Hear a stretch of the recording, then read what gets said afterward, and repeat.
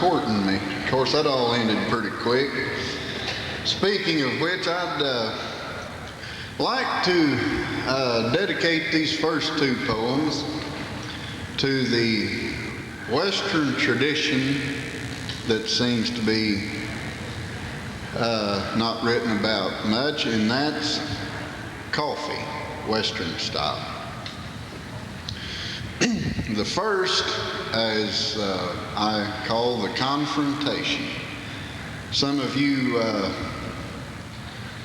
people that's been married a while might know what this is about, and some of you people who aren't married, you'll find out.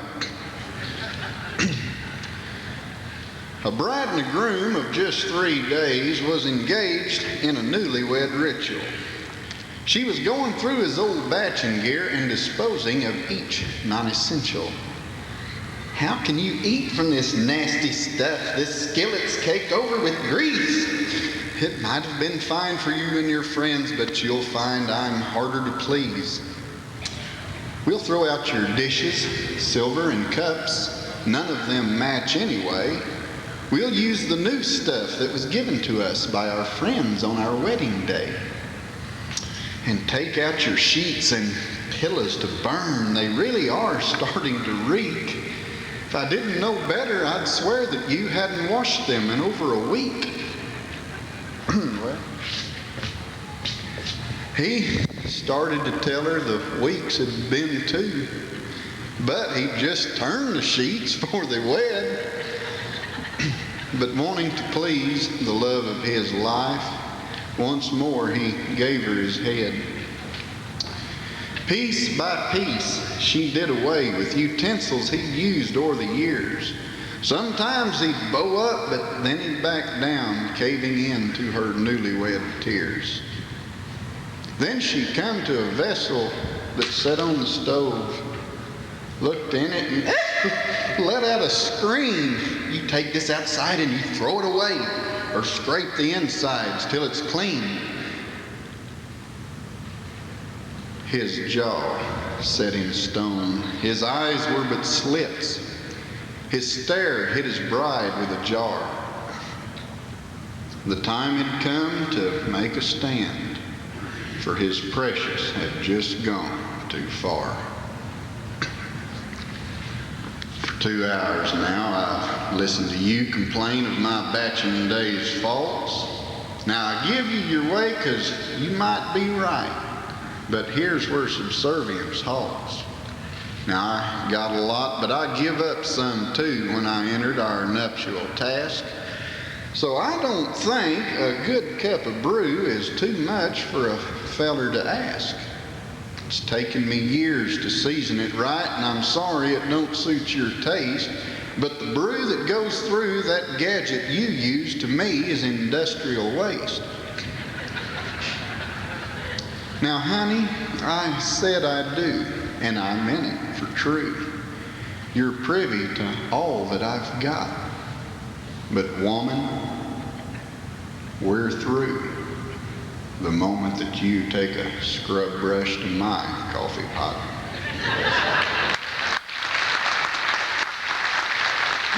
Thank you. Speaking of which, I wrote one here a while back, and I've been a little reluctant to break it out. So consequently, it's not quite memorized, so I'll have to cheat. Now, Guy, they wouldn't know I was going to cheat if you didn't have this clear plastic here. Hey, if y'all want to drive a kid crazy, you get around one of these tables, feed them Cheerios or something off the table, and then hold them Cheerios under there. It's just a little known fact of entertainment I've picked up. I call this poem Drip Coffee. On the day that I was married, a present I was given that was supposed to modernize my archaic way of living.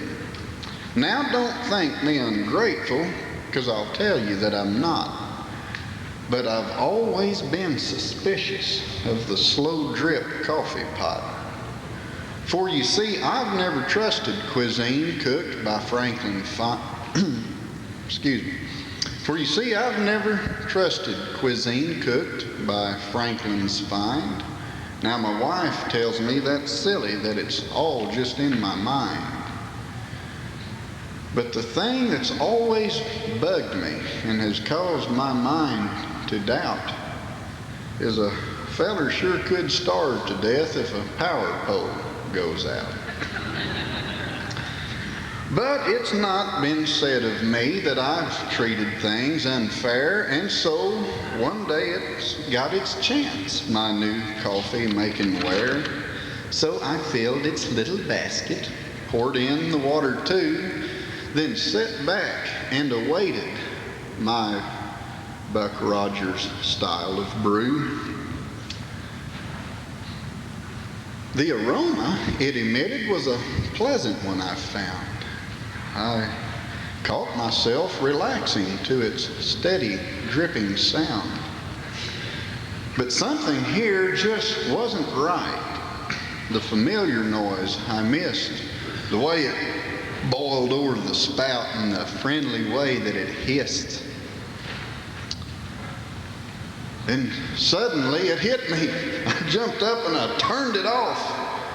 I know it's all just in my mind, but hear me, for ye scoff. As I listened to it dripping, I changed my mind about switching, for its sound was of the bathroom and not that of the kitchen. Thank you.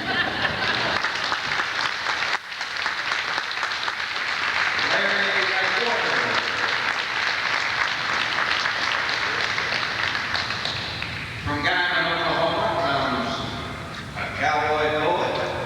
He's been the coach of the rodeo team out at Panhandle A&M, Goodwill. He's got a sense of humor that makes most of us look anemic. And not only that, he's one of the fine producers putting together the finest of the Cowboy Poetry gatherings 2 years ago out at Panhandle A&M. A good friend, Phil Martin.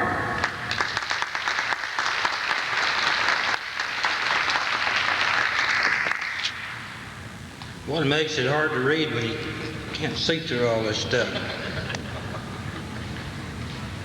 This poem is called Planned Parenthood, Cowgirl Style.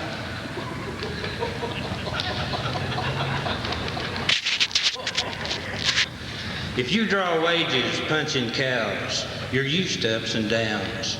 You make do through the down times till up times come back round. Some waddies, like a boy I know, fall in a hole so deep they stoop to chores that's plumb low down.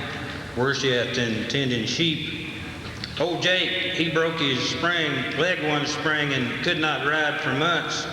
And all his efforts to find work turned out just wild goose hunts.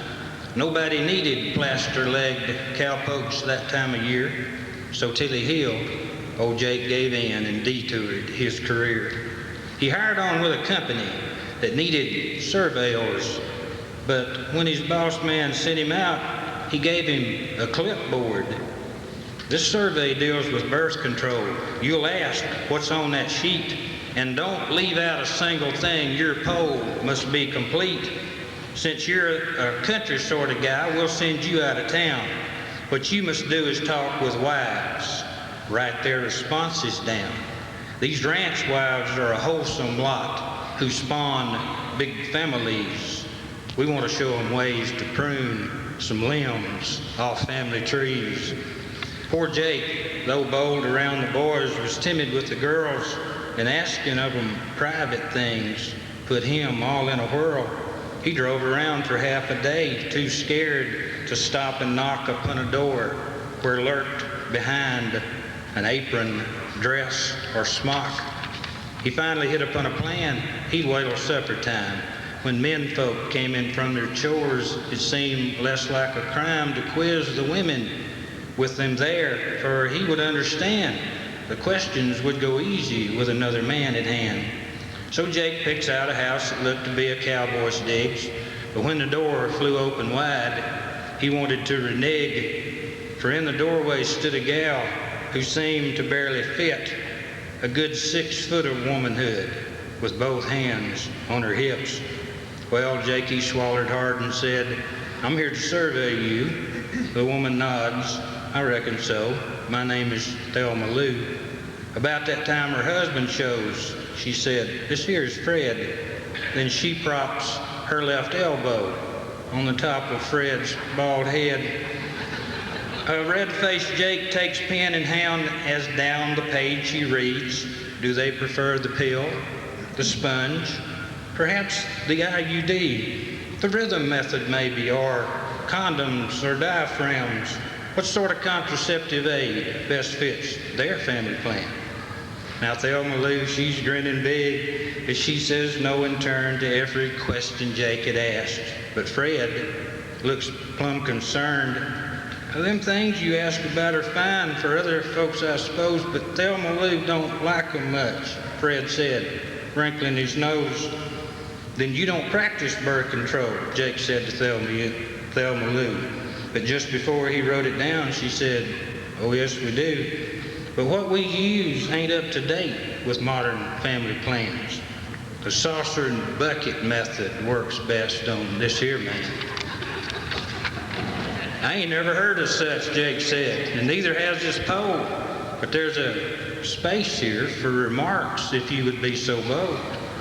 Now Thelma Lou's still grinning big, but Fred can't hide his scorn. "Just leave it blank," he said straight out.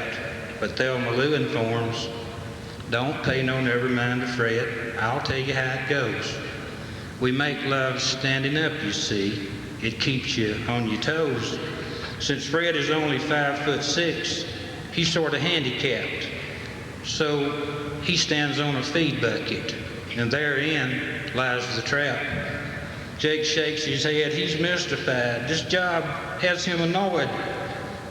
Then Thelma patiently explains the plan that she employs. "I watch his face, you see," she said, "for eyes will leave no doubt. And when they're big as saucer plates, I kick the bucket out."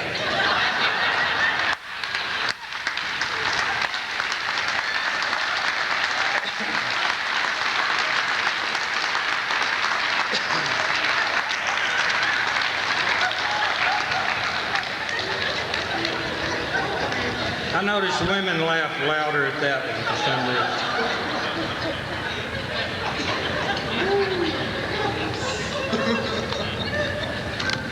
Little change of pace here. Do something a little more serious. This poem is called "The Light." I subtitled this "A Poem for Buck." "I am the way, the light," he said. What arrogance, they thought, to lay claim to the title of a human juggernaut. It ain't the proper way of life to be your brother's boss. I guess that's why they whipped him and nailed him to a cross. The old book tells us of a time of history's blackest blight when they really crucified the man who claimed to be the light. You'd think we'd learned a thing or two somewhere between then and now. But still, the folks who shine the most wear thorn scars on their brow. Seems like the only light we know comes softly with the dawn, burns bright to light another day, then dims at dusk till gone. We manage through those darkened hours in fear of life's sharp thorns, supported by the certainty the light will come with morn. But once my life had grown so dark, the dawn had lost its glow. My horseback days lay in the dust of cow trails I had rode. I longed to ride the willowed breaks along the river shoals. I looked for light in amber glass and forgot about my soul. But not so many years ago, out on a moonlit mesa, I found that life, like an ink pen, don't come with an eraser. The bottle I held in my hand shone in the bright moonlight. I saw my image in the glass, and therein saw what's right. The night grew pale at dawn's approach, the stars and moon grew dim, and as my image faded fast, I saw where I had been. The bottled image of myself held naught but fear and doubt. And then I sat and watched myself flicker and then go out. A friend sat with me till the dawn, supporting what I learned. He laid a gentle hand on me. Perhaps he knew I yearned to hear the words he'd saved till then. They were the rarest gift. He said, I think you'll do, old pard, to ride the river with. I wished I'd knowed you back when you were wild and in your prime. I wished we'd rode the Willard Shoals where your lost river winds. But I am past the need to ride wild rivers or wild nights. And you are past your cowboy days. But friend, life is the light. Thank you.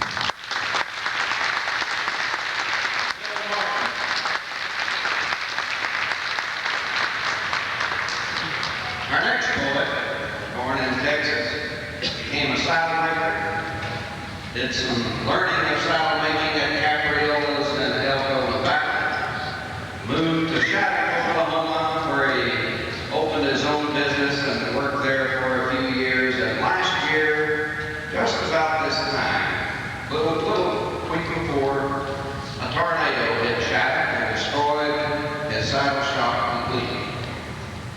He's a civic leader, he works in the theater, does a little bit of everything in the way of community activities. He's been writing poetry since a young boy. It's our pleasure to have a singer, a poet, saddle maker, J.W. Neeson, Shattuck, Oklahoma.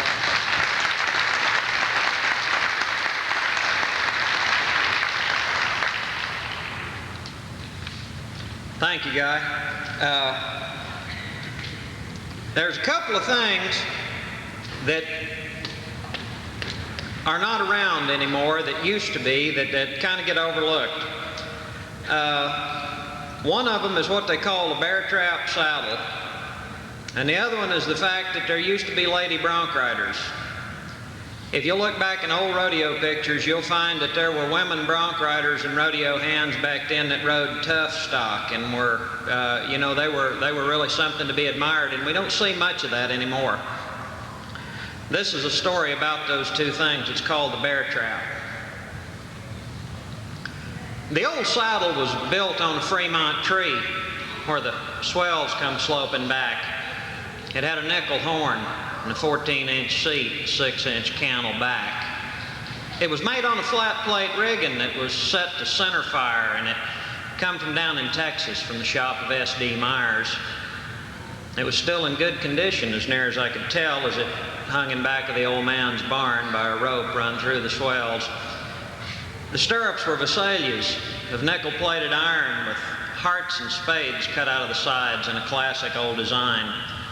The skirts were square and pointed and had both begun to curl, and across the back in silver was the first name of a girl. The fenders read San Angelo, and beneath that could be seen the words Champion Lady Bronco Buster, 1917.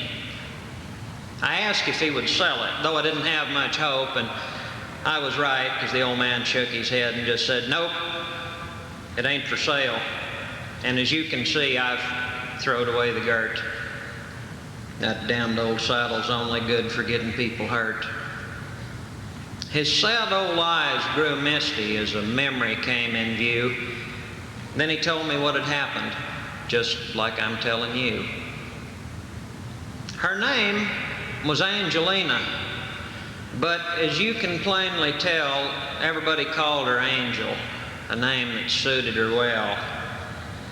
Her mama was Comanchero, but her daddy, he was white, and her hair was dark and colored like her eyes, as black as night. She was born down near Fort Davis in 1893, where Daddy busted remounts for the U.S. Cavalry. The round corral was her playpen. Her first rattle was a spur. She grew up giving cowboys a healthy respect for her, because she had a way with horses that some said was unreal. Why, Bronc just didn't stand a chance when she buckled on the steel, because she rode like it was easy. She had balance like a cat, and the toughest bronc was done for when she pulled down her hat. By the time that she was 20, in the winter of 13, she'd won herself a buckle at the show in Abilene, so she headed up to Dalhart to ride the XIT. And that is how it happened that she met up with me. I was making conversation, standing back behind the chutes with Prairie Rose Henderson, Ruthie Roach, and cute little Kitty Canute. And when she looked up and smiled at me, why, I melted like snow in May. We was married 2 years later, almost to the day. And she almost got domestic, this little cowgirl bride. But she nearly lost her sanity when the child she carried died. So she limbered up her old Ellensburg and took off her wedding ring and headed for San Angelo to the rodeo that spring. That's where she won the bear trap. At the roundup there, you know, they awarded her that saddle when she rode old Pigeon Toe, and she come away the champion with a saddle custom made. But she wouldn't ever ride it, because she said she was afraid that the swells was just a little too big and the seat a bit too small for her to get away from if a bronc should ever fall. And then she made a little joke, as laughingly she said, "That old saddle's going to leave somebody crippled up or dead." But her words were like an omen, and I wonder if she knew that the joke she made so carelessly would someday all come true, because she drew a horse called Reaper one night at Burke Burnett, and the chutes back then were shotguns. So she got her saddle set and hobbled up her stirrups before they ran him in, but the stirrup hobble got hung up and the horse flipped end for end.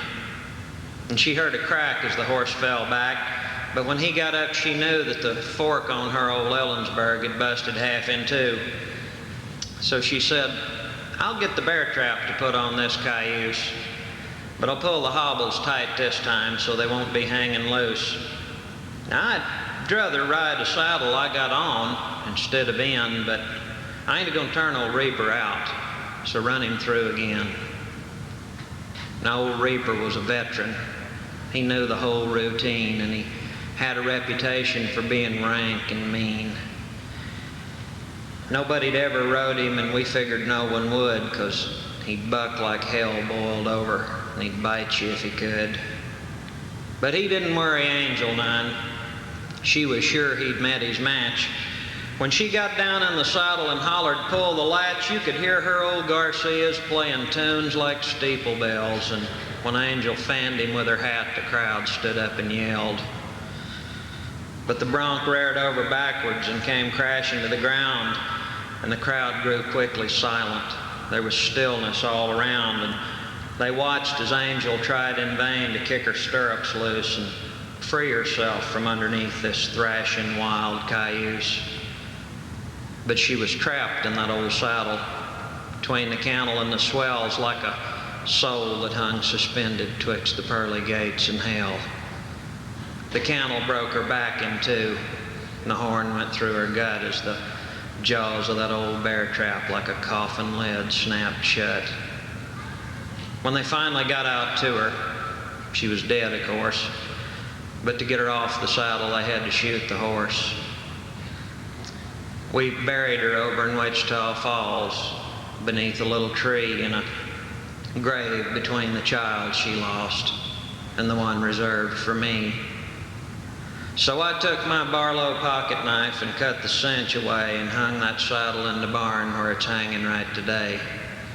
It'll never again spill precious blood or cause hearts to break inside, 'cause Angel rode the Reaper on that saddle's final ride.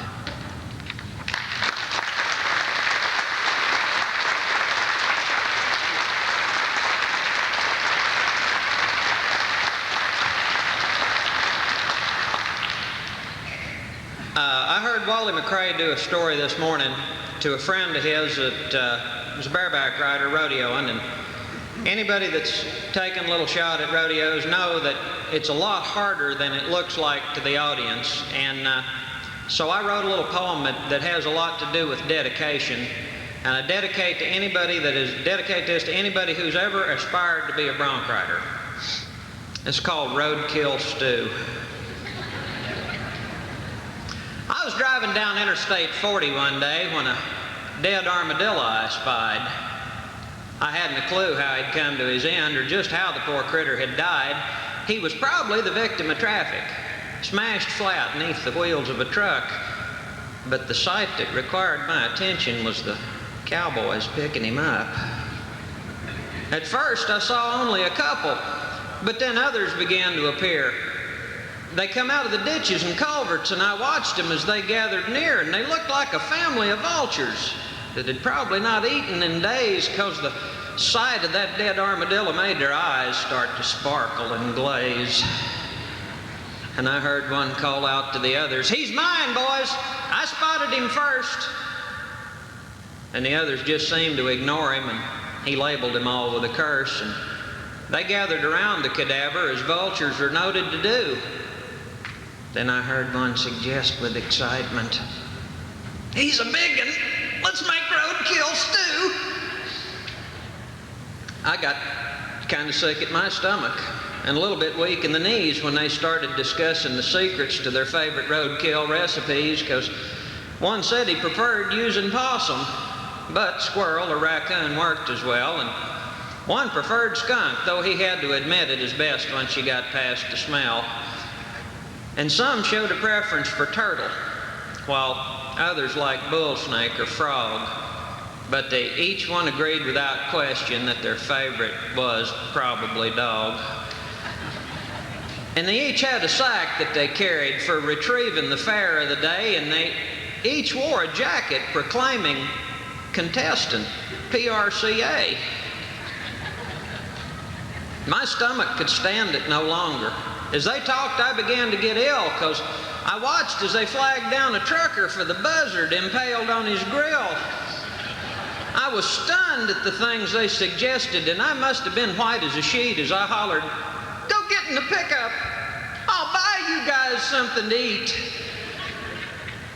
But as I headed back toward the pickup, I stumbled and fell in the dirt, and as one cowboy bent down to help me get up, I saw something fall out of his shirt. So I reached out to pick up the bundle, and I instantly felt like a fool. What he'd dropped was a bundle of money, a wad that could choke down a mule. Why, I felt like I had been the victim of some kind of a practical joke, and I got just a little indignant as I said, "I thought you guys was broke!" And they all looked at me with amazement like I was some cityfied dude. And one said, "That's our entry fee money. Hell, we ain't gonna waste that on food." So I learned quite a valuable lesson standing there by the highway that day. I learned about true dedication and the dues that a champion will pay. And I learned if you're really determined, and if you get hungry enough, and you'll sweeten the pot with them gold-buckled dreams, roadkill stew can be pretty good stuff. Thank you.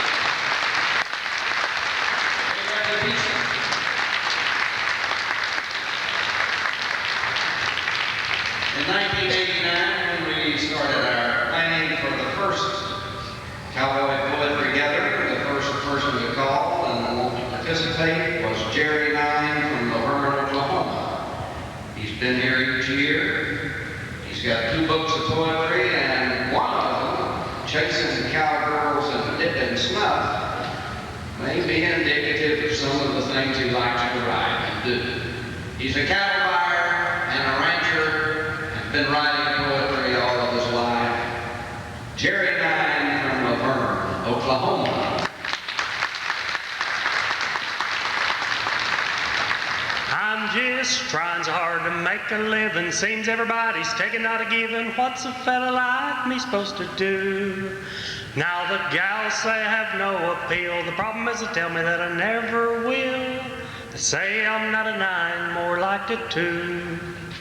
My cattle all are a bit too short, and the heifers we're gonna have to abort. My hemorrhoids just aren't my only pain. Now if you don't sell me some cattle real quick, me and my banker, we're gonna get sick. Then I need a psychiatrist, 'cause I'm insane. Or maybe a wealthy girlfriend you'd help me get. If you just help me just a little bit, Maybe you could help me get out of this mess. If you'll just help me out, my friend, to promise to forget about my backside end, then I'll positively cut this bull, I guess. The next one I'd like to do for you is titled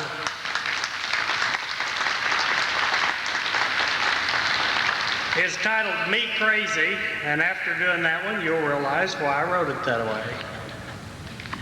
Women and sin, and now my life's beginning to question my sanity. This bull is too full, and the farmers are cruel, every day farther from debt free. In life, all this strife, who needs a wife with house cleaners there at my door? It seems they're cheaper, but alone in my sleeper, maybe I better re-add the score. The fun has begun, and I'm looking for that one, still sorting a little too much. It seems oh so simple, but like Mr. Wimple, sometimes you just gotta touch. Now some say I'm crazy and others say lazy, who care what the foolish may say? No work will I shirk, but I have a nervous jerk in my neck from a little horseplay. Still I'm not lying like a steer, still trying, still thinking that I need a change. Now I must confide, I got a mail order bride. The problem was she had the mange. Oh, the good ones are taken, I think they're mistaken. Can't they see 'em free as a dove? My mind a bit narrow, they don't like my apparel, just a fella out looking for love. Oh yes, I am single, I haven't much jingle, there doesn't seem to be much to man. Now I know that I told her that I don't have an odor. She replied, forget it, she's looking for a man. I used a little more soap, but still they say nope. How can these women be so blunt? Drank a little too much cheer, gave her a pinch on the rear, and then realized, whoops, that was the front. Needless to say, even until this day, her handprint is still on my face. Guess that I shouldn't lie, but it doesn't hurt to try. She seems to think I'm a disgrace. After all this rejection, you may have the suspicion that I need to go see a shrink. Well, the doc seemed to be certain that my mind wasn't hurting. He said so, at least I do think. Thank y'all.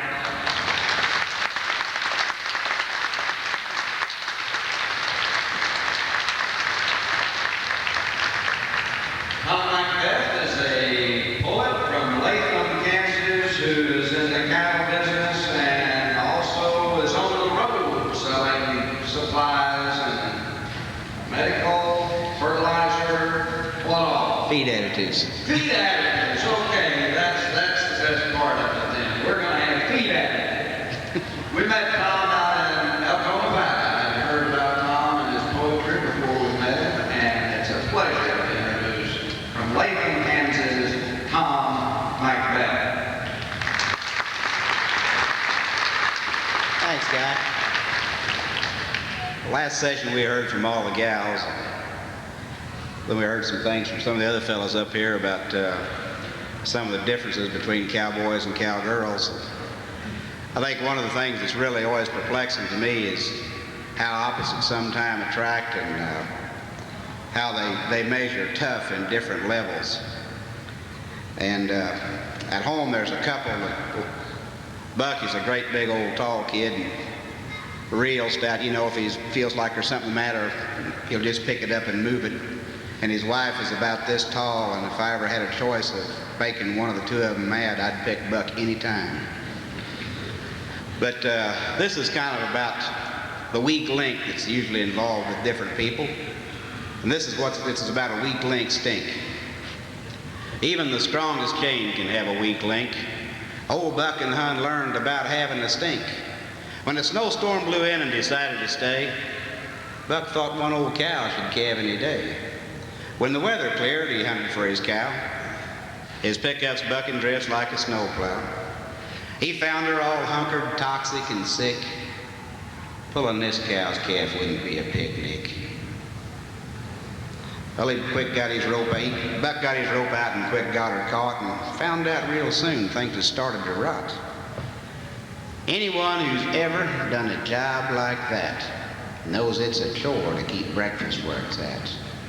When it gets in your clothing, it hangs in there. But Buck was a tough hand and he didn't care.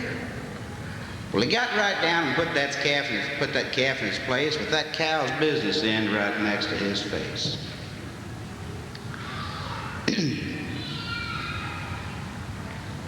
Well, that dead calf slipped out like a meat sour rag. But Buck did it all without a grimace or a gag. When he got back home, he stripped on the porch. That kind of smell will make paint and woodwork scorch. Well, his little wife was tough but couldn't take that smell. Buck's clothes went in the washer so she'd stay well. Old Buck cleaned up as pretty as he pleased without a trace of that dead calf disease. Well, he teased her just a little and had his fun and then asked about his 4-month-old son. Well, old Hun told Buck that he'd help out a bunch if he'd retread that boy while she fixed lunch. Well, he'd stayed busy and kept on the scamper. So far, he hadn't changed the boy's pampers. Junior was a big fan of canned apple juice. And that certain day, he was wheat pasture loose. When Buck untaped him and beheld that sight, he turned a shade of green and then ash white. Now, I'll guarantee you Buck is tough as nails, but he dropped his breakfast in that diaper pail. Well, Buck was in trouble and Hun was in stitches. He might be a hand, but he can't change the boy's britches. You know, wives are funny about knowing their men, and they will twist their tails every now and then. From that day on, Hun could fill Buck with dread. She'd say the word diaper and watch him turn red. Thank you.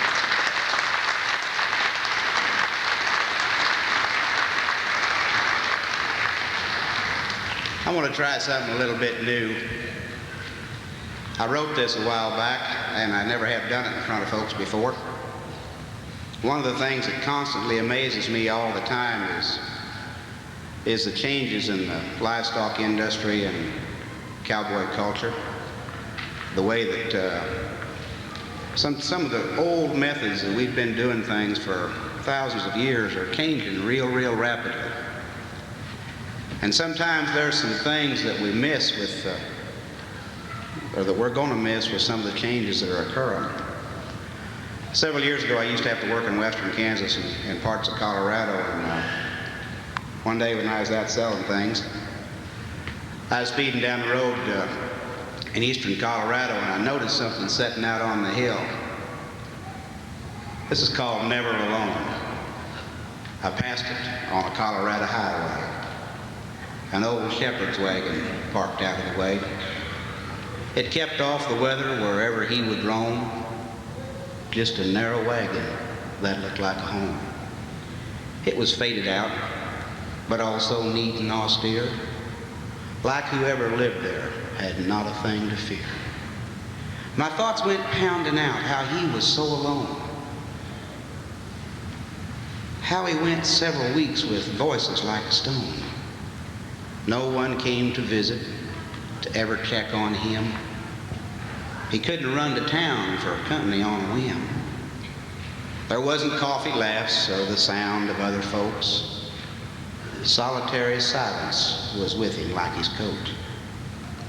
I saw him flowing calm, directing dogs and flock, out on a hill where woolly currents paced his walk. It dawned on me how he cared while his flock did not. How his dogs worked and waited for the care he brought. The wind seemed to drive him, whipping its sing-song sound, playing its sonatas where weather's wisdom's found. Then I thought of things that always pressed on me, and because of love, they were things I couldn't leave. Life's current separates us like the open seas, but if a heart can leave, then that's where mine should be. That solitary little man out among his flock flows with purpose It's like a constant changing rock.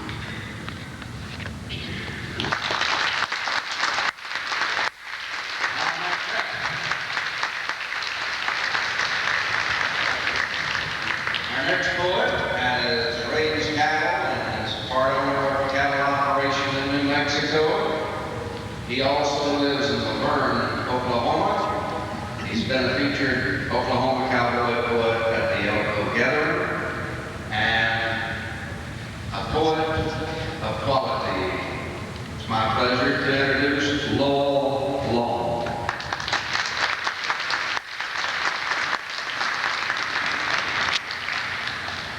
This first poem was originally entitled The Great Blue Jeans Controversy. I changed the name to 501 Blues. So those are the ones with the buttons. I heard two fellas arguing not many days ago, and they was mighty earnest and nearly come to blows. And being kind of curious to know what made them sore, I found their controversy was about the jeans they wore. Well, Ike swore that Levi's just fit the Western man and how that God created them when he figured out his plan. But Josh, he favored Wranglers, claiming that they had more style, allowing how they sure improved his masculine profile.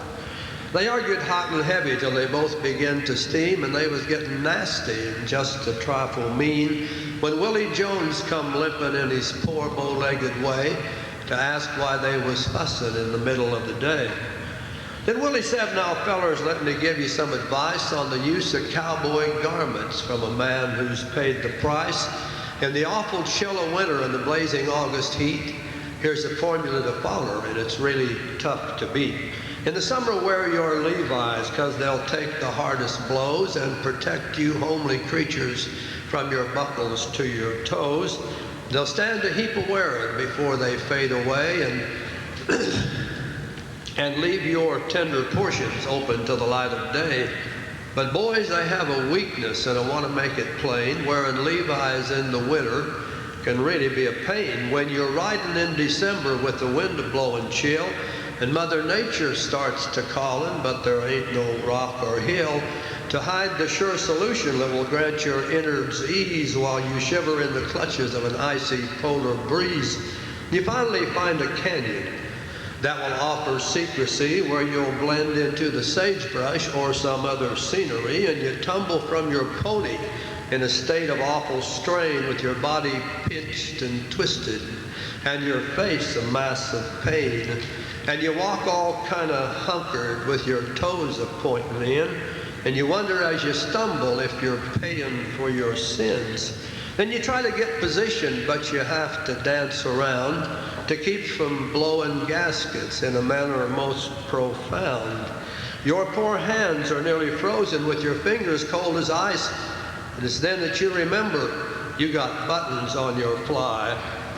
For the man who's wearing 501s cannot manipulate them sorry little buttons when he has no time to wait, and he's taken with the fidgets in a certain sense of dread, knowing with his hands half frozen he could likely grab a thread.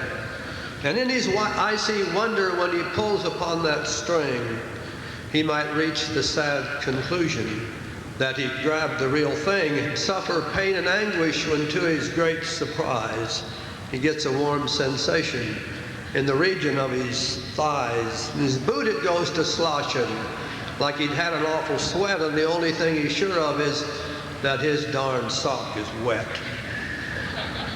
So fellers, Willie cautioned, wear your Wranglers in the chill so you'll have a handy zipper, 'cause the man don't have the skill to execute the motions even though he's game to try when it comes to extrication with them buttons on his fly.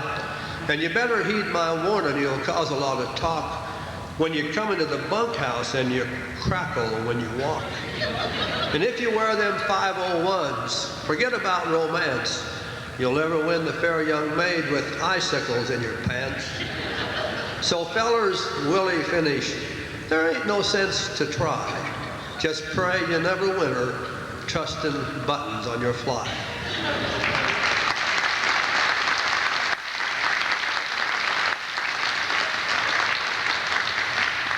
Now, this is a historical poem. It's the story about the first cowboy poet. It happened in the Nations in 1868 with a herd of Texas cattle full of cussedness and hate, and a cowboy they called Henry, who had always made a hand at turning strays and quitters and riding for the brand. When they hit the heavy timber somewhere past the Washita, a longhorn critter boogered going down a snaky draw. Henry tried to stop her. When she headed for the trees, but the cow, she took the pony, and Henry took the breeze. Well, the boys there who saw it figured Henry Jones was dead when the old cow started pitching and she kicked him in the head. But they laid him in the wagon with his face an awful sight, where he mumbled through the evening and was groaning out the night. For a week old Henry hovered, never dead nor quite alive, while the outfit kept a-pushing on that weary cattle drive. Then one morning after breakfast, someone heard the cookee shout for the boss to come a-running, and the hands they all turned out.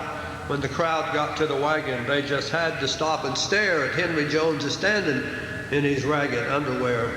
That cowboy, he was ranting with the words a-tumbling out, and boss just stood and listened, though he couldn't make it out. But Henry kept on talking, and he rhymed a little tale of a cowboy who got busted going up the Kansas Trail. Violets, he said, are blue, and roses, they is red. And a wild cow will hurt you if she kicks you in the head. Old boss was plumb dumbfounded, and he asked, what can it be? And then the wrangler from New Jersey said, good Lord, that's poetry. But the nighthawk up and snorted, saying it ain't hard to see that the stuff old Hank's a-doing must be cowboy poetry. All the hands, they started groaning, because they didn't have the grace to partner with old Henry spouting sonnets every place. So the boss, he sort of calmed them, saying, boys, it could be worse. That old cow might have kicked him twice and made him quote free verse. Thank you.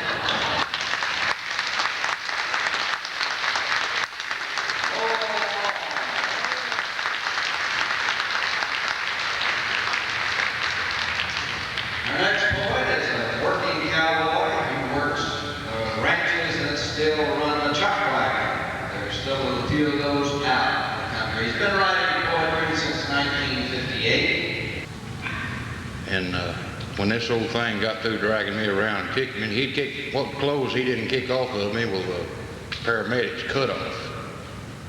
And the only thing I had left was one boot and a pair of red polka-dotted shorts and a wild rag when I got through.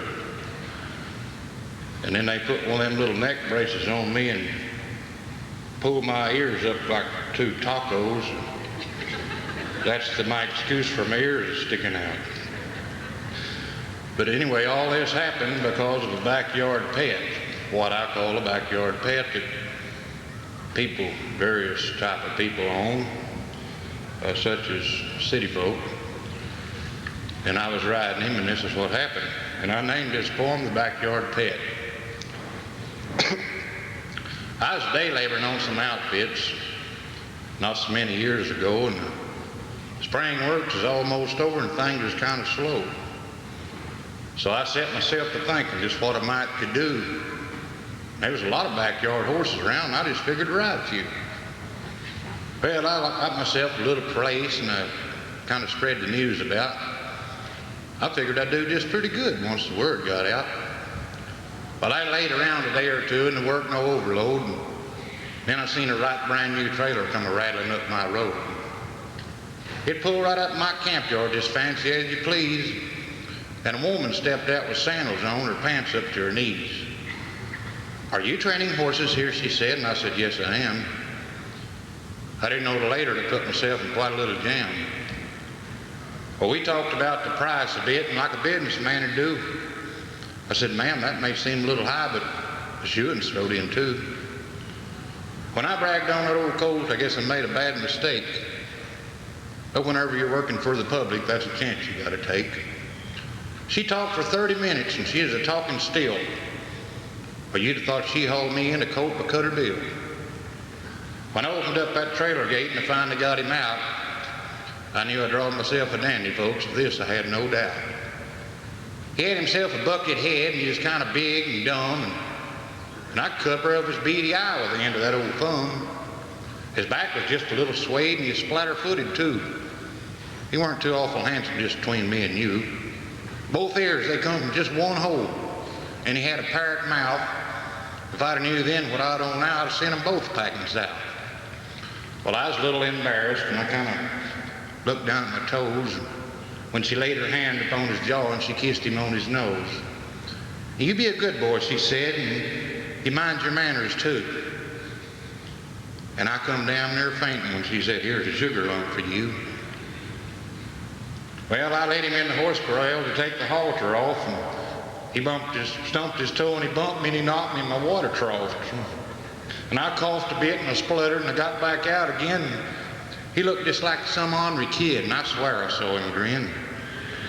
The words I used at feeding time, well, I'm not going to repeat, but he blundered up there like a big pet poodle, and he tromped all over my feet. And I seen no need to sack him out now. He was gentle and all of that. But when I went to hack him up, he recreased my brand new hat. I was stumbling down a little while, and I almost nearly cried. Why, a wiser man would have hauled him home, but I had too much pride. I worried around a little while and finally got my dander up and finally got him cacked. So I figured the safest place for this dummy was on that idiot's back. So I gathered him up and I stepped up on him just like I had good sense, and he stacked me up like cordwood right in that bronc pen fence. Well, I was hurting pretty good, but then I kind of went back to him with a frown. Then he bucked me off and he kicked me before he even hit the ground. I went back to him a time or two, like any hand would do, but I found he could sun my moccasin just any time he wanted to. Now, folks, don't go and try to tell me that a young horse needs to learn how to pitch, because I don't think Casey Tibbs could have rode the son of a gun. I worried around a little while and I kind of blamed it on my age. So I just tied up one hind foot and I rode him on 3 legs. This went on a day or two and I was getting on pretty good. And I figured I better to get him on outside if at all I could. So I stepped up on him, I tripped the latch, and out the gate we went. And folks, that was the wildest few short minutes I think I ever spent. He was a busting rocks and a breaking brush, and it was a clawing at my poor old face. I had serious thoughts about getting off. I just couldn't find no place. He's a hauling the mail to Mary Boys, and he's a flat leaving the world with me when he jumped the ridge and he hung us up in the fork of a big old tree. Well, there I was. My hat was gone, and my shirt was too. My saddle tore up for sure. And I needn't even tell you that I was mighty sore. It took a while to get us out. It seemed an hour or two after working my old fool head off and calling him every cuss word that I knew. And while I was sitting there on a big old rock and rubbing over my old sore head and looking over my cuts and bruises and wishing he was dead, he thought he really done something when he whirled and then was gone. But I had his number this time, folks, because I planned on leading him home. I laid around a day or two and they're kind of licking on my wounds, and I allowed my 30 days with him just couldn't end too soon. Now, folks, I've rode a lot of horses, and I'll ride some more, you bet. But you'll know I'm good and hungry when I ride another backyard pet.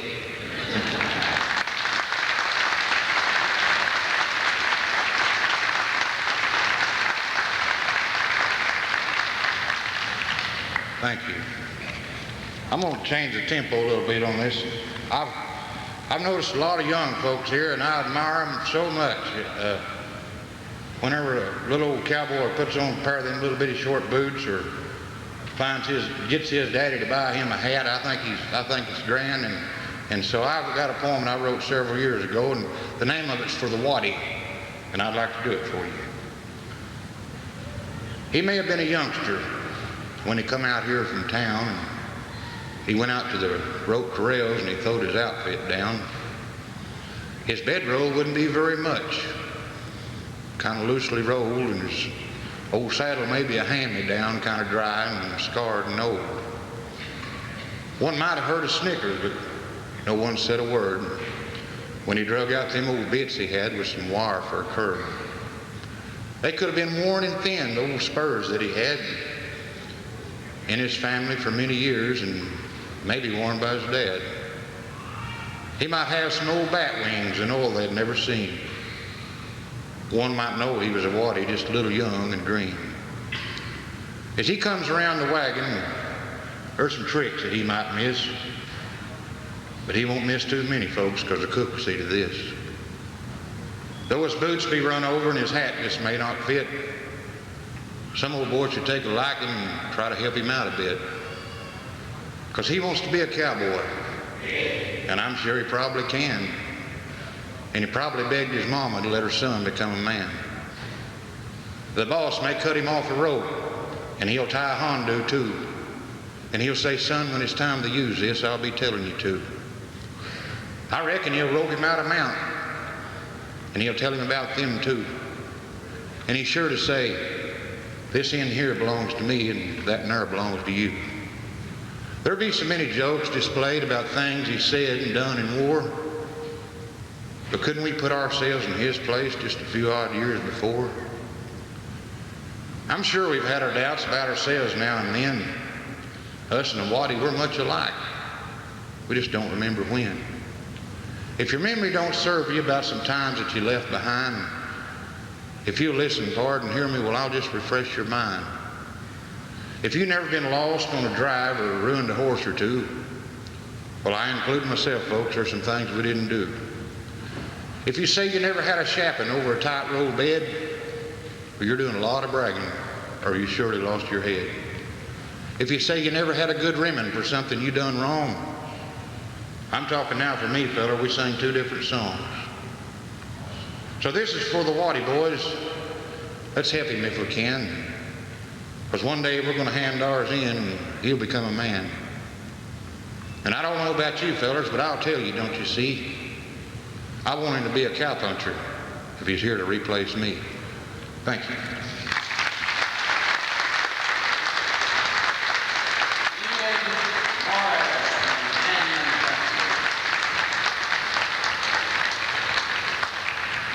I thought we were going to have time for a round robin, but you all are longer winded than the other sessions we had. You used up the time right on the nose. A big hand for Jerry Nine, Larry Porter, J.W. Beeson, Enid Morris, Tom Metcalf, Bill Parsons, and Lowell Wall.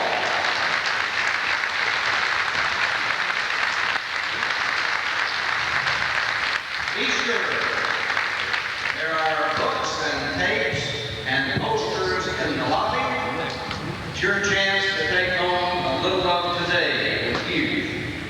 And we're going to take about a 5-minute break and get Wally McRae set up here and then proceed with today's afternoon activity.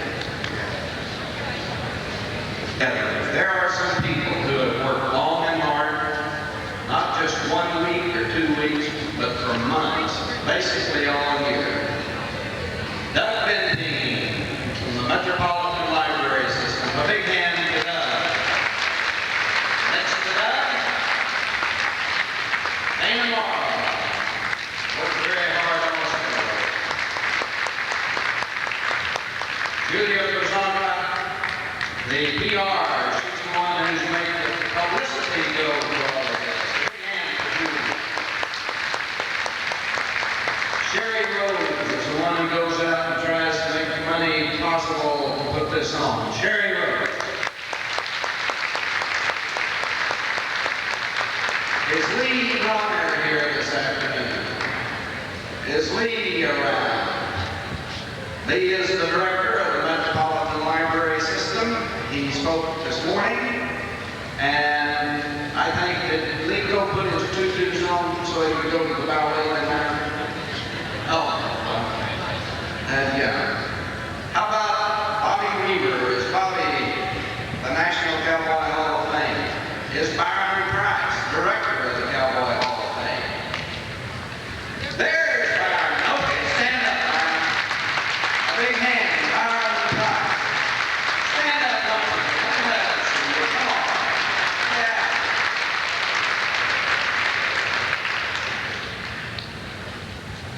These are the people. It's a great deal of work.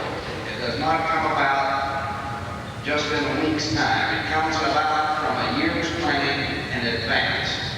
And be sure, thank them, and let them know you're having a good time. And now,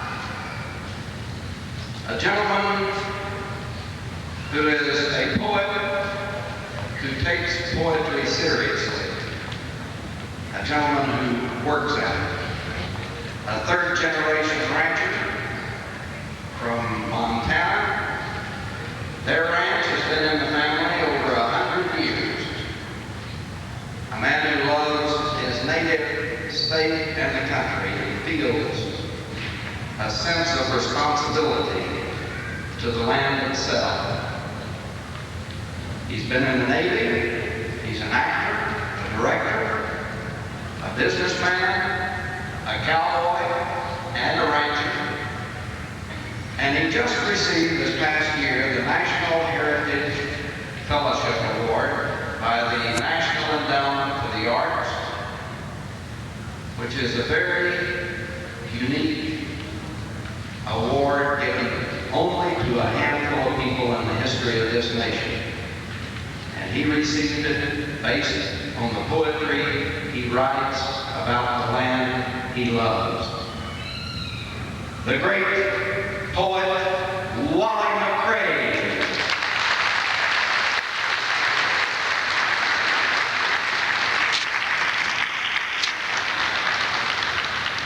Thank you, Guy. I think I'm going to put you on the road with me with that kind of an introduction. I'm kind of intimidated by it all now. I want to start out, Guy mentioned that I'm not on the same ranch that we started with over 100 years ago, but I'm on the neighboring one, so he's pretty close. And some of the land that I've got now is shared, but I do feel like I need to clear that up. But my family has been there in Rosebud County on Rosebud Creek in southeastern Montana ever since before there was dirt.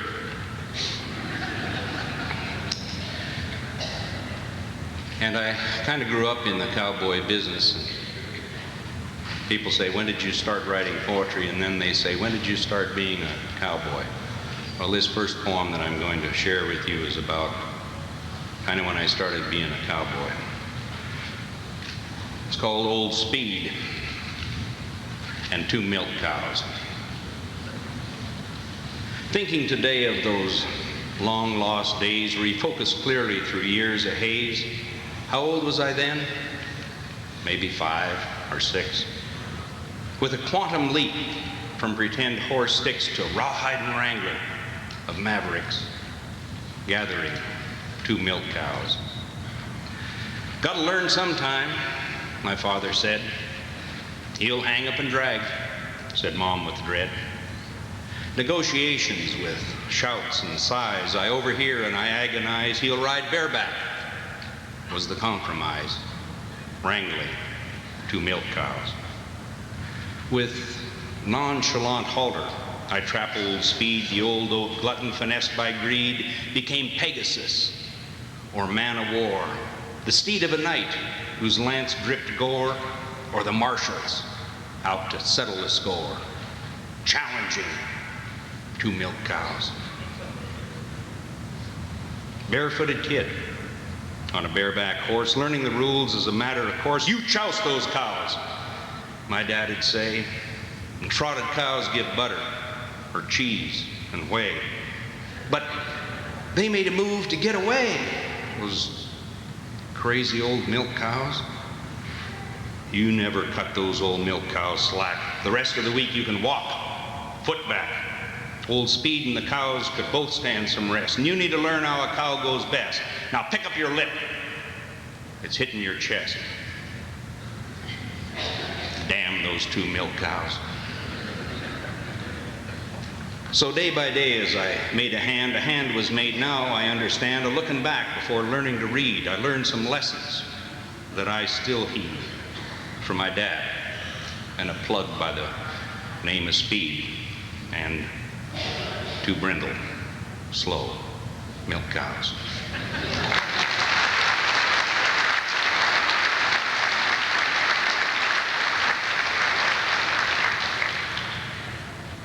Wrote this a few years ago in memory of my uncle, Evan D. McCrae. Call it Outriders at the End of the Trail. They contemplate their town boot toes. As they stand around and mill, they check the south horizon across the tracks above the hill. Their suit coats hint of mothballs. Their Levi's are clean and creased. They speak of grass or cattle, but never the deceased. Some have shook the governor's hand, and one's been in the pen. Crooked legs define the bronc hands, cropped off thumbs, the dally men.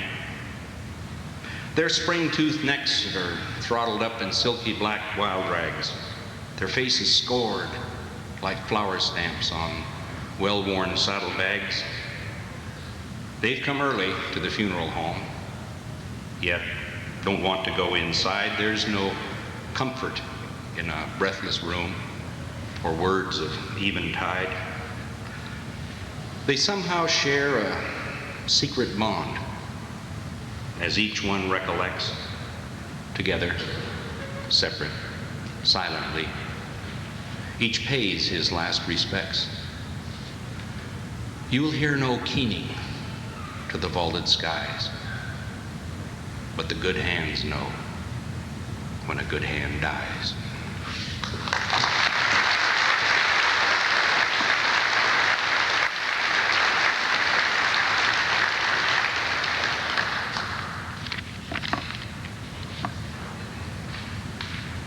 The Cowboy Code. Snuffy and Sody and the Cowboy Code. Now I ain't scared of grizzly bears, old Snuffy says one day, and wolverines and catamounts to me are pure child's play. Them tarantulas and scorpions all prance around them bold. But Sody, them dang rattlesnakes, they make my blood run cold. I lariats my bed each night. My boots is tall bull hide. I don't like being on the ground. Shoot, yes, that's why I ride. Despite these nifty safety steps, I knows that I'll get bit, and I cogitates on remedies to use if I get hit. My old case knife is razor sharp to slash across each hole where them buggers' fangs went. Still, it chills me to the soul to plan self-mutilation. Although it's necessary, but sucking that there pison out to me is awful scary. Oh, I reckon I could do it if my life was on the line, 'cause I remembers when that varmint bit my hoss, Sweet Adeline. Now that pony was a kicker, of that there's paltry doubt. No man on earth could suck his leg to get the pison out, so his eyes, they glassied over, and sweat just drenched his hide. And he shuddered, and he staggered, and I stood there as he died. And sometimes I lays awake at night a-pondering on this, and I gets to speculating on this hypothesis. Say now, Sody, just for instance, we're out hossback someday, and old Cookies Beans has grabbed me in a most emphatic way. Now, I got no time to tarry. No, sir, I'm in a rush, but propriety, it dictates that I got to find some brush. Well, I gets there, but just barely. There's no time to scout around and say in this brush's a viper, all coiled up on the ground. Now, I don't see him, but he sees me, and he feels crowded some, so he calculates trajectory and bites me on the bum. Well, here I am all wounded, but I knows what must be done, so fishing out my sharp case knife, I carves X's on my bun. But this I do by braille, you see. I'm operating blind as I carves out love and kisses all over my behind. But I can't suck the pison out, 'cause we ain't built for that. And then I thinks about you, Sody, and I yells and waves my hat. So you rides up, and I tells you the awful fix I'm in. I'm checking all my bets to you. Just you can save my skin. My eyes is glazing over now. My sun is sinking fast, and I'm remorseful of my sin-filled life. Regret my pindled past. This nightmare here's well water clear I pictures in my mind. I'm dying there. The question is now, Sody, could you find it in your heart to help a pal whose friendship is devout and save my life by sucking all that rattler's poison out? 'Cause the Cowboy Code, it tells the obligations of a friend. It says, I quote, "A pal must be faithful to the end." Well, Sody rolled and lit a smoke and said, "You're right about the Cowboy Code, but it don't cover sucking poison out. That faithful to the end you quote, I'd say is misdefined. It dang sure don't require me to tend to your behind. If you get bit, I'll fan your face and help the time pass by. I'll speak soft words, but partner, you're damn sure gonna die."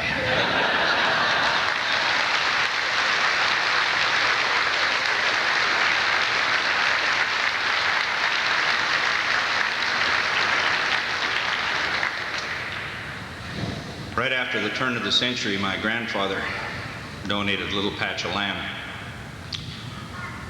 just off the bottom of the Rosebud to the community and made a cemetery out of it. And ever since then, since the McRae's lived just across the road from the Lee Community Cemetery, we've kind of been in charge. And it's a kind of a Raggedy Andy outfit. There's some graves there that nobody really knows who they belong to because they've been kind of lost track of. But we keep it up, keep the fences up.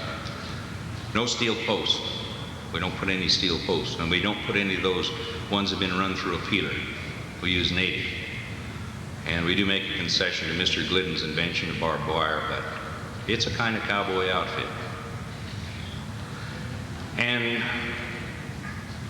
I guess kind of everybody has a responsibility in a rural community, and one of mine is to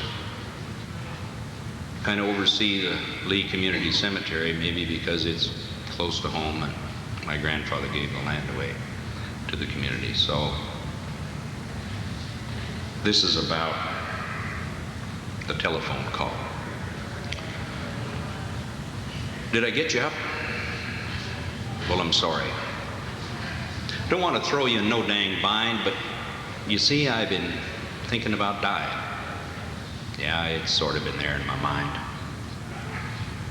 And I've had these episodes lately. And hell, kid, I'm 75. And I want to pick me a burial plot, as long as I'm still alert and alive. Now, I didn't call up for your pity, and I don't want you taking it hard, but I figured that you was in charge now of your granddad's local graveyard. When did John B. deed it over? You say, back in 1902. And who'd be the first one they put there? Well, now, he'd be an uncle to you. Hell, you know that.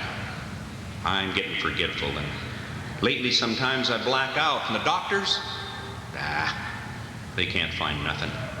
And the old lady keeps stewing about me not wanting to lay with the veterans.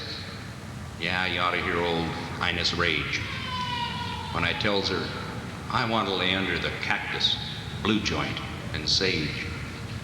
Speaking on sage, you remember back in the Second World War, your mom sent that sprig of fresh sagebrush. It wore out, and I ain't got it no more. Last Tuesday, I come in all muddy. My shirt was all smeared with grass stains. When I come to, my horse was a-grazing a ways off, a-dragging the reins. Well, I got to thinking of Egan, your dad Don, Elmore, and the rest. Of all of them old hands I rode with. Damn it, kid, I rode with the best. Weren't you there when we branded on ryegrass? Ain't thought of that for a while.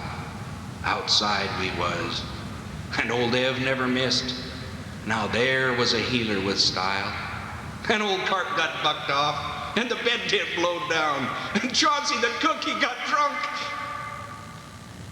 The old lady says to get off on the phone. Says, I'm boring you with this junk. So I'll come on down and pick me a plot.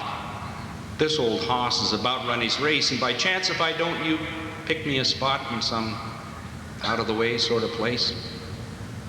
You bet. Same to you.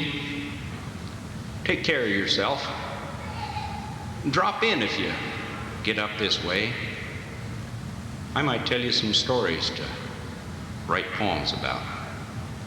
So long then. See you someday.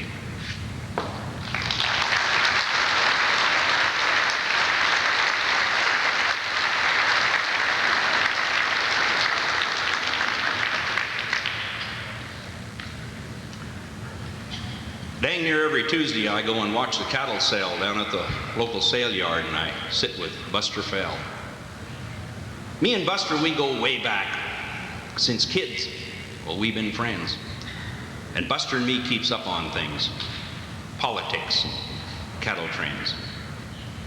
We never buy no cattle. Don't need nothing, him or me. Then we eat a bite at Gert's Cafe, maybe drink a tall iced tea. I most always eats the special. Buster has the chicken fried. We talk about the high school teams, good horses, and who died. Now lately, Clara, she's the wife, she wants to go with me, says she wants to do some shopping with Buster's, Anna Lee. What you need? I'll get it. First time out I volunteer. I just want to do some shopping, she says, as if she didn't hear. For what? I said I'd buy it. Save you a trip to town.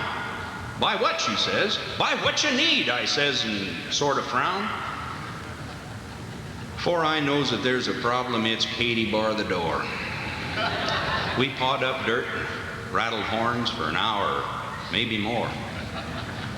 And I asked her nice, what's eating you?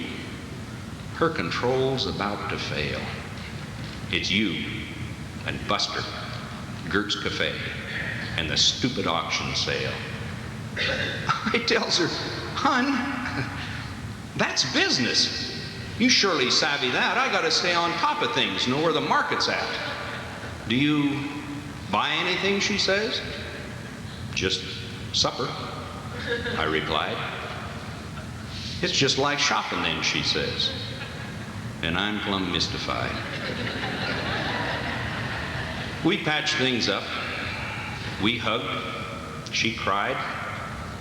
But I ain't got a clue of what it is we fought about. But once a week we two meet Buster and his missus in the sale barn parking lot, and the women, they go into town. But by evening they ain't bought no more than me and Buster has, except for groceries and stuff. But they seem to have a high old time, which I guess is fair enough. We all four eats at Gert's Cafe. Talk of weddings, showers, and drought. But I ain't got them women and their shopping figured out.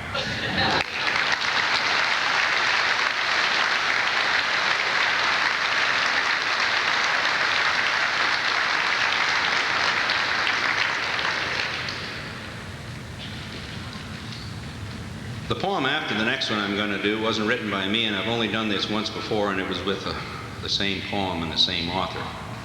But I kind of want you to pay attention to the one I'm going to do next, because the one I do after the one I do next is a parody on the one I'm going to do next. Y'all paying close attention here? There's going to be a quiz afterwards.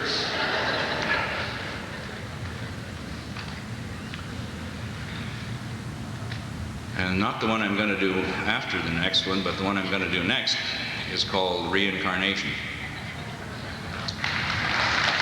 Oh my gosh. Why don't you all come up and do it and I'll sit in the audience? What does reincarnation mean? A cowpoke asked his friend. His pal replied, it happens when your life has reached its end. They comb your hair and wash your neck and clean your fingernails and lay you in a padded box away from life's travails. And the box in you goes in a hole that's been dug in the ground, and reincarnation starts in when you're planted beneath a mound. And them clods melt down, just like your box, and you who is inside. And then you're just beginning on your transformation ride. In a while, the grass will grow upon your rendered mound, till someday on your moldered grave, a lonely flower is found. And say a hoss should wander by and graze upon this flower that once was you, but now has become your vegetative bower. Well, the posy that the hoss done ate up with his other feed makes bone and fat and muscle, essential to the steed. But some is left that he can't use, and so it passes through and finally lays upon the ground, this thing that once was you. And say by chance I wanders by and I sees this on the ground, and I wonders and I ponders at this object that I found. Well, I thinks of reincarnation, of life and death and such. And I come away concluding, Red, you ain't changed all that much.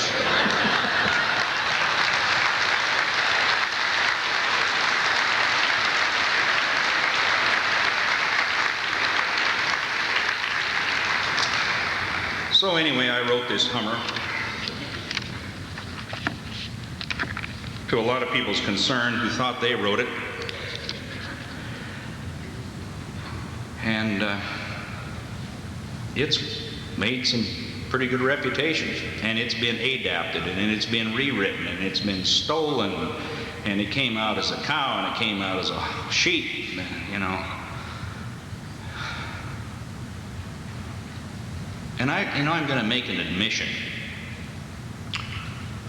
I heard the story from a fraternity brother of mine in Montana State named Sid Griffith, and it was told to me, get this, as an urban, ethnic, Jewish joke. Now you know the street scoop. But anyway, I thought it sounded like a cowboy poem. And then Phil Martin listened to me cry and bitch and complain about all of these people that had claimed and shamed and adapted. And so Phil wrote this called Plagiarism. What's this here plagiarism? A cow poet asked his friend. His pal replied, it happens when your paper meets your pen. You rack your brains and scratch your neck and bite your fingernails and end up writing down some words where all your rhyming fails. The lousy verse that you done wrote lies hard upon your mind, and plagiarism starts in when you can no longer find them words and phrases bearable to you who criticize. And then you're just beginning on your plagiarism slide. In a while, your disdain grows and festers in your brain till someday you're led to think your work has been in vain. And say you see another's work and gaze upon a poem that once was his but now has become something of your own. The poem that you've done borrowed from ignoring who wrote first makes meter, rhyme, and balance essential to your verse. But still it don't quite measure up despite your use of schism. So you copy down the whole damn poem, this thing that once was his'n. I love that rhyme, schism and his'n. So you copy down the whole damn poem, this thing that once was his'n. Then say by chance I wanders by and finds this jaunty rhyme. And I ponders and I wonders at this thing that you have signed. I thinks of plagiarism, of art and craft and wit, and I come away concluding, hey, that's mine, you thieving shit.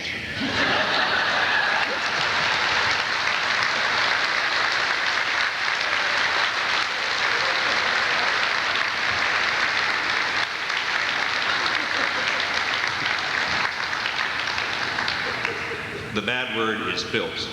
Phil's word. Hang your head. Go to your room, Phil.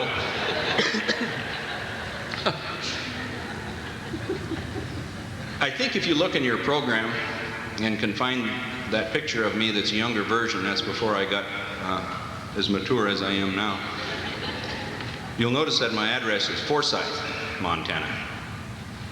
Well, there are 6 post offices that are closer to where I live than Forsyth.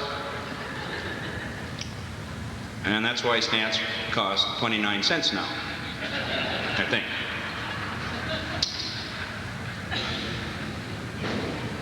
But the closest town to where I live, where I went to grade school and high school, and my kids went to grade school and high school, and tomorrow morning my wife Ruth is playing piano at the Colstrip Community Church, is the town of Colstrip.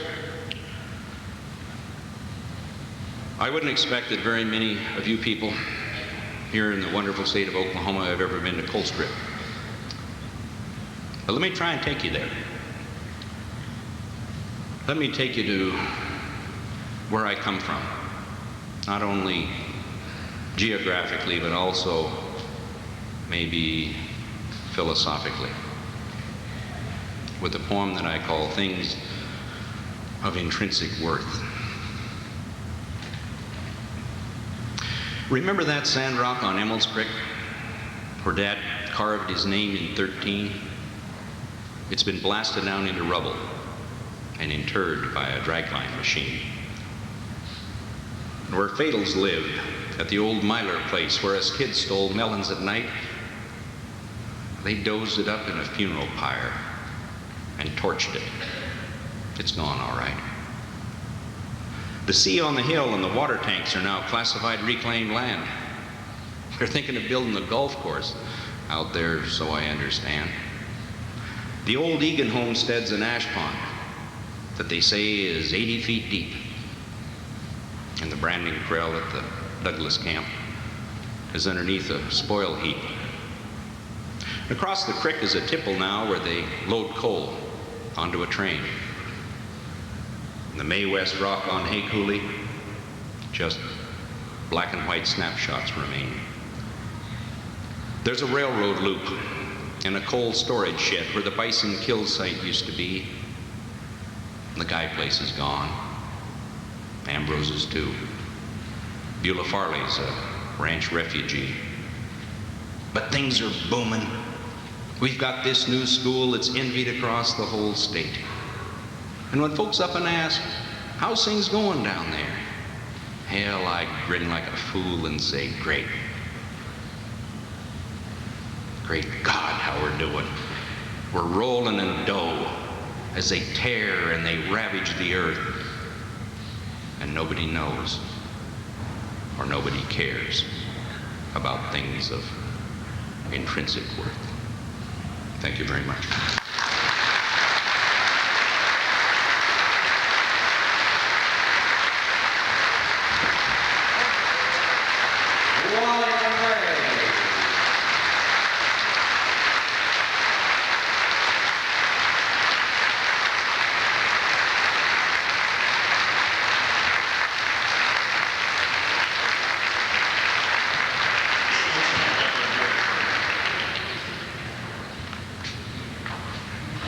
While Red was doing his set out here outside this morning, he had some competition.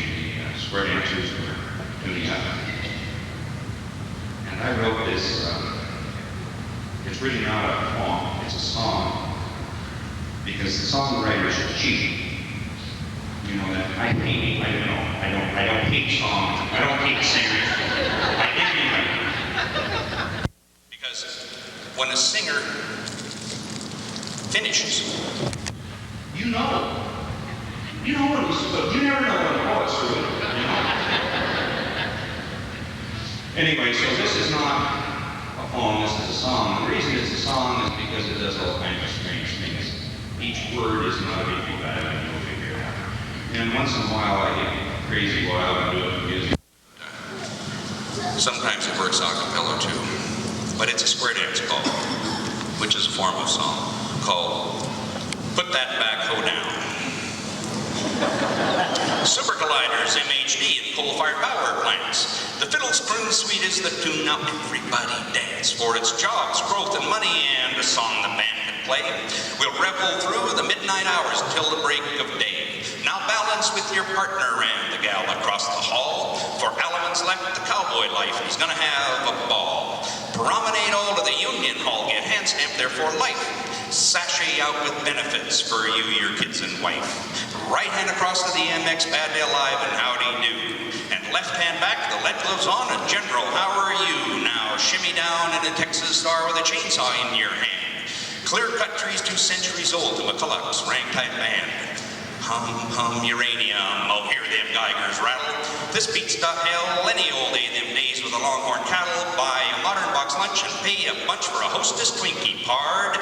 Promenade with Gatorade and puke out in the yard. Now, do-si-do, a case backhoe for another septic tank. And 2-step to your Harley too and climb spoil bank.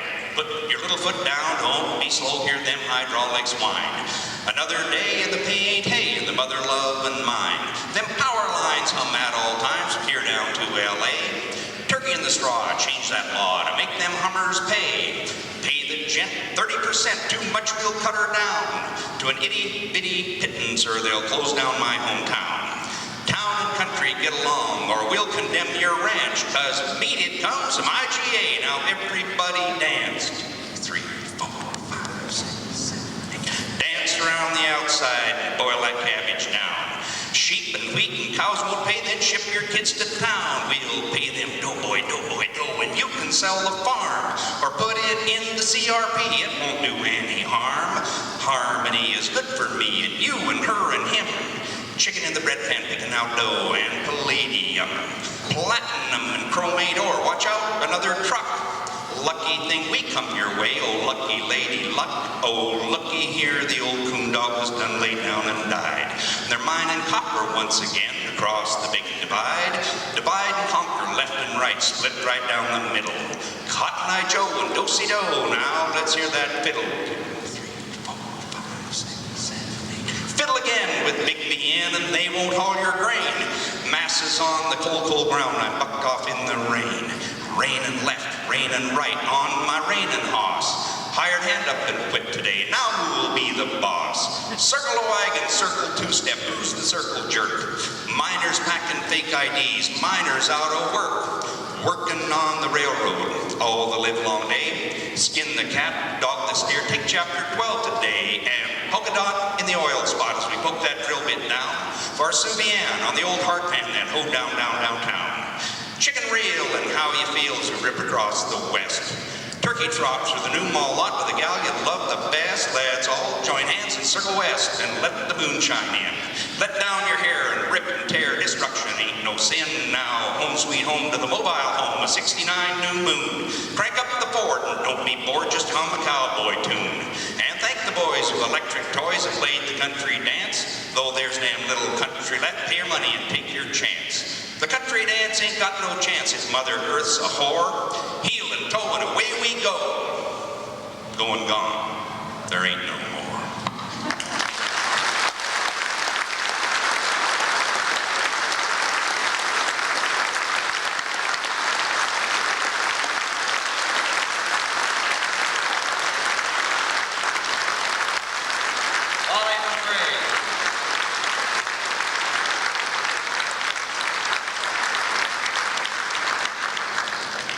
One thing I forgot to say about Wally a while ago, and that's because I never do get to see the television show, but some of you get the show The West. And Wally is a regular member of The West. I've never seen it. I've heard about it.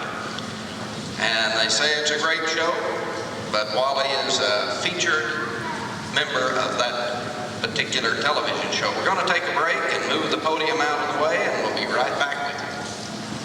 Congress in Washington, D.C., I ran into a couple of people I see every 10 years, and they're interested in cowboy songs. And they said,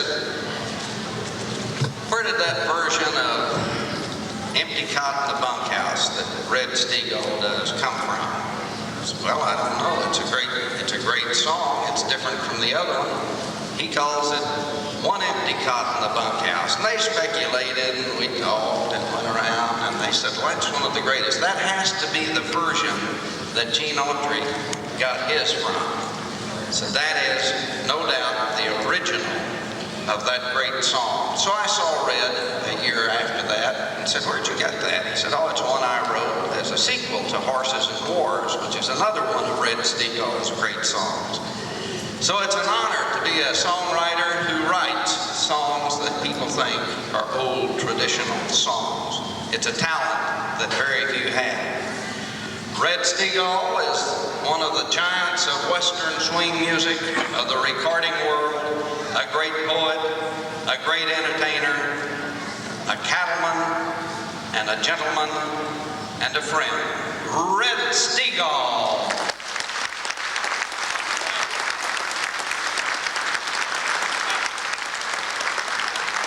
I tell you that I am deeply honored to be on the same stage with Wally McRae, and I think he deserves another great big round of applause.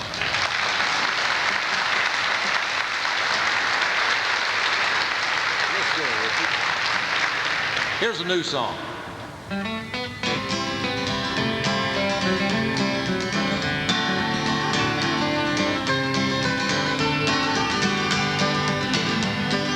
Riding back to Texas from a drive to Abilene with a wagon, a remuda, and the crew. The Cimarron was boiling red and rising by the hour. Was suicide to push the horses through. Now Cody Bill was pining about his darling Anna Lee. He'd left her crying back in San Antonio. 1,000 times he'd read the note he carried in his jeans. Cody, darling, won't you hurry home? And trailing longhorn cattle is a life that's wild and free. And the prairie is a puncher's paradise. But it was dark and deadly in the spring of '83 when the Cimarron was red and on the rise. We were at the wagon playing cards and telling lies. He announced that he was going on. We told him he was crazy, he would never make it through. But Cody smiled and saddled up the road. Then I made him a promise I'd look after Anna Lee in case he didn't make it through tonight. He turned his collar to the wind and bid us adios. And whistling Dixie, he rode out of sight. Yes, trailing longhorn cattle is a life that's wild and free. But the devil's playing hell in paradise. 'Cause it was dark and deadly in the spring of '83 when the Cimarron was red and on the rise. It was 7 days before we got across. The Rome was in the shadow of a hill. He was skinned from head to toe and covered up with mud. There was not a sign of Cody Bill. I guess we knew that he was gone, but we looked anyhow. We rode for miles and searched on either side. We combed the brush and drug our ropes through every water hole. But Cody Bill had taken his last ride. And I've kept my promise and I married Anna Lee. Boy we're raising has his daddy's eyes. Someday I'll tell him all about the spring of '83 when the Cimarron was red and on the rise. 'Cause it was dark and deadly in the spring of '83 when the Cimarron was red and on the rise.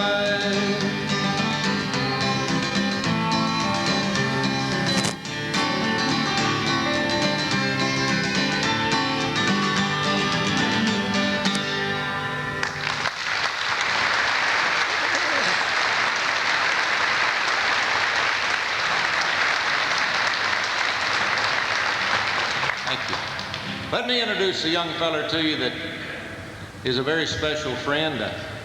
We spend a lot of time together. In fact, we're going to be together for about the next 6 weeks. We're going to California next week for a trail ride, and then we go to South America for the State Department and tour about 6 or 7 countries down there, playing Western swing music for folks that we don't know whether they're going to understand what we're doing or not. We're going to play it for them.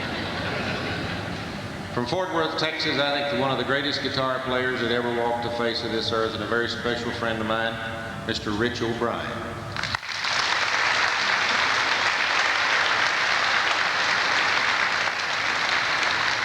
Richard's also a great poet, and one of these days he'll stand up here and do some of them for you. I know he will. We're working on it.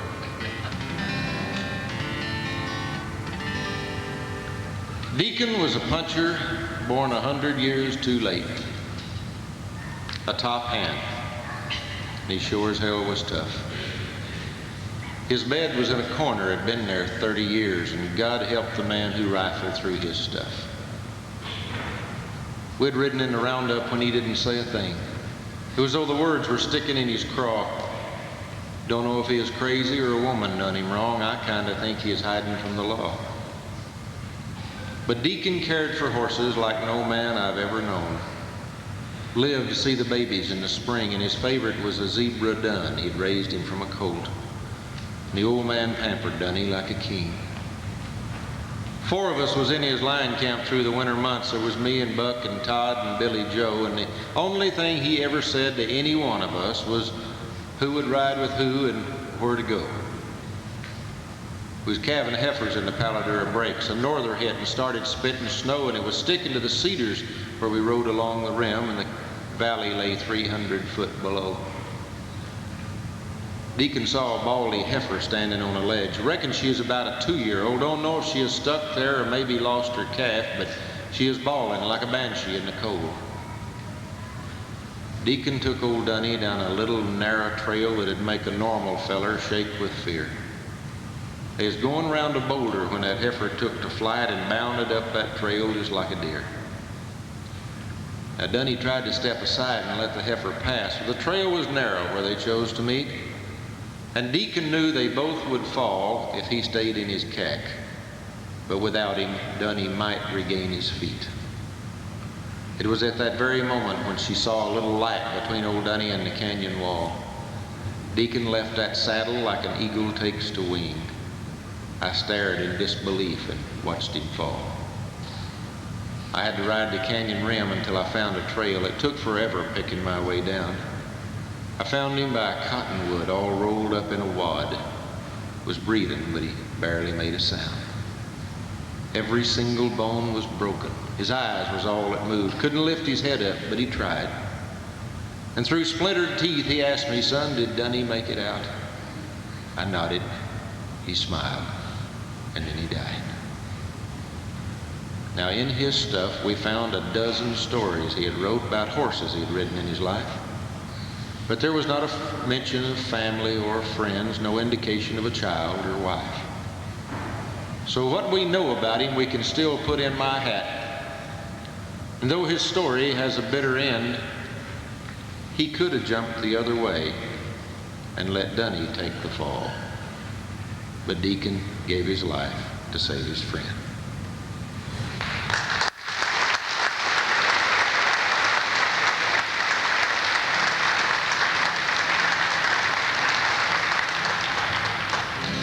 Now the cow camp is busy. Longhorns are uneasy. The dark sky is rolling and mean. He rolls him a tight one and ties down his slicker and slaps at some dust on his sleeve. And then he lays out a flat loop and throws it to Piebald and laughed as the old pony ducked.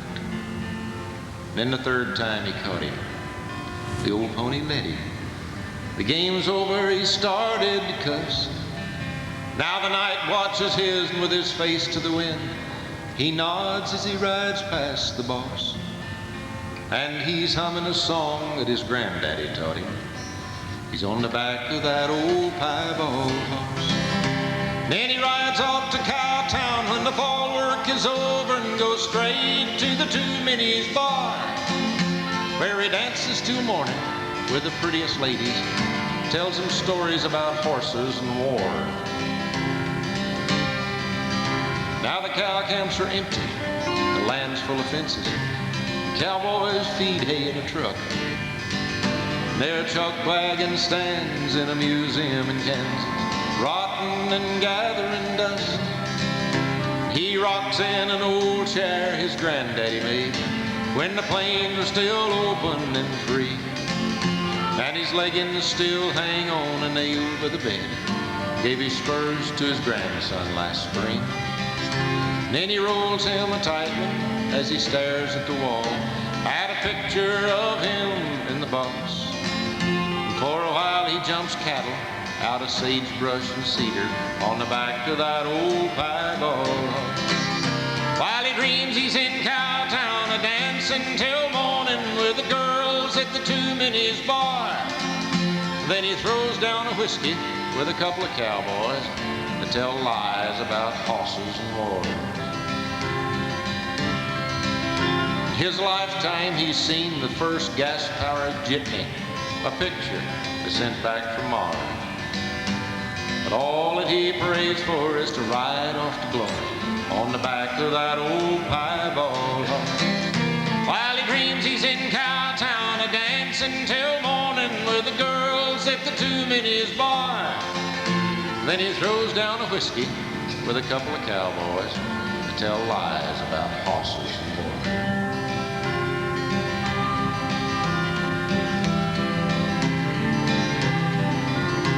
There's one empty cot in the bunkhouse. There's a saddle and nobody rides. One empty place at the table. The remuda's 5 horses shy. We turned his string out to pasture. He'll never ride 'em no more. We buried him out on the hillside last Sunday. Another good cowboy's gone home. He came on a train to West Texas from a farm back in East Tennessee. All of his life he just wanted to cowboy. He came west to fulfill his dream. He got his first job on the 6s. That was 40 some odd years ago. And at breaking the bad ones, he's the best that we've seen. One hell of a hand with a rope. Well, I saw him just one time at service. That's the day that the boss lady died. You could tell by the way he treated people and horses, he made his own deal with his God. But there's one empty cot in the bunkhouse. There's a saddle that nobody rides. One empty place at the table. The remuda's 5 horses shy. Oh, he hated to fence and dig post holes. Would if he's asked to, of course. Then he swore that there's nothing in life that's worth doing if it can't be done from a horse. Then he taught me to top out the wild, how to tell a good horse by his eye, how to watch in the roundup when a cow's on the prod. She's hiding her baby nearby. Boys, we ain't changed a thing in the bunkhouse. We're not ready to admit that he's gone. His hot roll is laying across the foot of his bed, and his leggings still hang on the wall. There's one empty cot in the bunkhouse. There's a saddle that nobody rides. One empty place at the table. The remuda is 5 horses shy.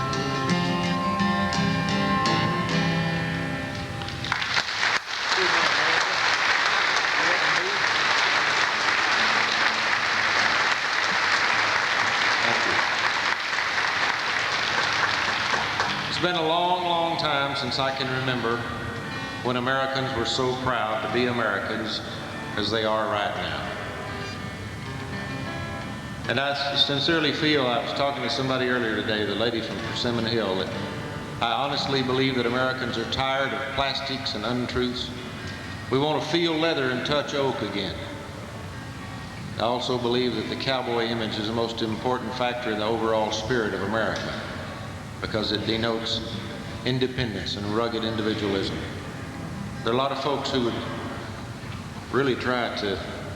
would love to try to downplay that image. And I think it's up to us to keep them from doing that. And it may be a tough battle, but I think we're up for it, don't you?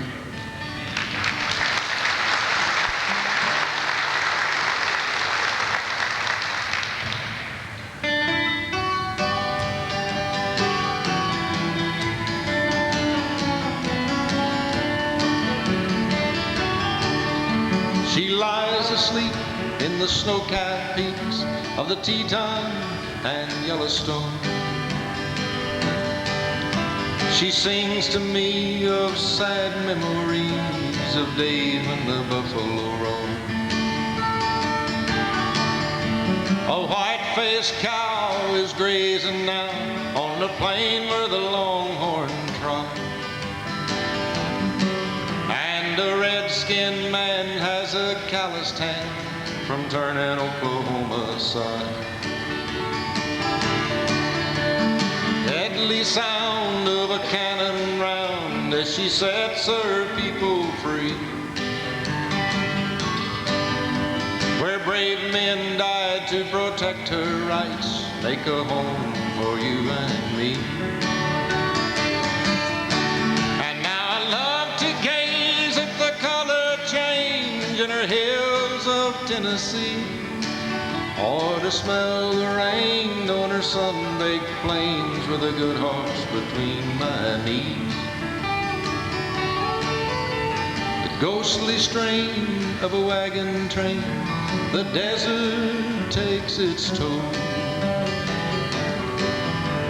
The life she gave was the price she paid for the walls of the Alamo. Steel railroad toward her western coast, she's moving her people on. Now the buildings high dot her western skies, the moving keeps her people strong. And brave men make America great, just look what they have done. And I'm proud to say the Lord has made me one of America's sons. And now I love to gaze at the color change in her hills of Tennessee, or to smell the rain on her sun-baked plains with a good horse between my knees. The sweet smell of rain on her sun-baked plains with a good horse between my knees.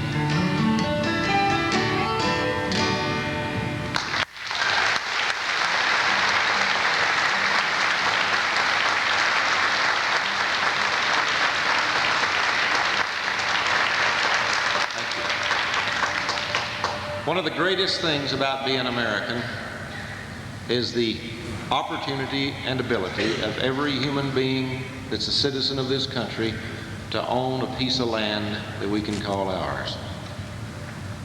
And that makes our country extremely special, one of a jillion other things. I wrote this about a friend of mine whose family has lived on the same place for 5 generations. I've kicked up the hidden mesquite roots and rocks from the place where I spread out my bed. And I'm laying here looking at a sky full of stars with my hands folded up beneath my head. Tonight, there's a terrible pain in my heart. Like a knife, it cuts jagged and deep. This evening, the windmiller brought me the word that my granddaddy died in his sleep. So I saddled my gray horse and rode to a hill where, when I was a youngster of 9, my grandfather said to me, "Son, this is ours. It's yours, your daddy's, and mine." He said my granddaddy settled here after the war at New Tanks, where his house used to be. He wanted to cowboy and live in the West, come to Texas from East Tennessee. And the longhorn were wild as a deer in them breaks. With a long rope, he caught him a few, and with the money he made from trailing them north, he proved up this homestead for you. When the railroad got closer, they built the first fence where the river runs through the east side. Then, when I was a button, they built these corrals. And that winter, my granddaddy died. He said my father took over and bought up more range. With purebreds, he improved our stock, and the windmills looked like they grew out of the ground. And then the land got as hard as a rock. And during the Dust Bowl, we barely hung on. The wind tried to blow us away. But it seemed that the Lord took a liking to us. He kept turning up ways we could stay. As my father grew older, he gave me more rain. We'd paid for most all of this land, and by the time he went on, I was running more cows, and your daddy was my right-hand man. Well, his eyes got real cloudy. He took off in a trot. I watched as he rode out of sight. And though I was a child, I knew I was special. And I'm feeling that same way tonight. Not many years later, my daddy was killed on a ship in the South China Sea. For 20-odd years now, we've made this ranch work. 2 cowboys, my granddad, and me. And now that he's gone, things are certain to change, and I reckon that's how it should be. But 5 generations have called this ranch home, and I promise it won't end with me. Because I've got a little one home in a crib. When he's old enough that he'll understand, from the top of that hill, I'll show him his ranch. Because like me, he was born to this land. Entertainment was poetry. Here's one that started out as a poem written by a Arizona cowboy named Gale Gardner. And since I've been doing all those things that bringing y'all down, I'll try to lift you up. Singing may not do that to you, but we're going to try. Well, away up high in the Sierra Peaks where the yeller pine grows tall, Sandy Bob and Buster Jiggs had a roundup camp last fall. Took some horses and running irons and maybe a dog or 2. They swore they'd brand every long-eared calf that come within their view. Now every old doggy that flapped long ears and didn't brush up by day got his long ears whittled and his old hide scorched in the most artistic way. Said Sandy Bob to Buster Jiggs and he throwed his seagull down.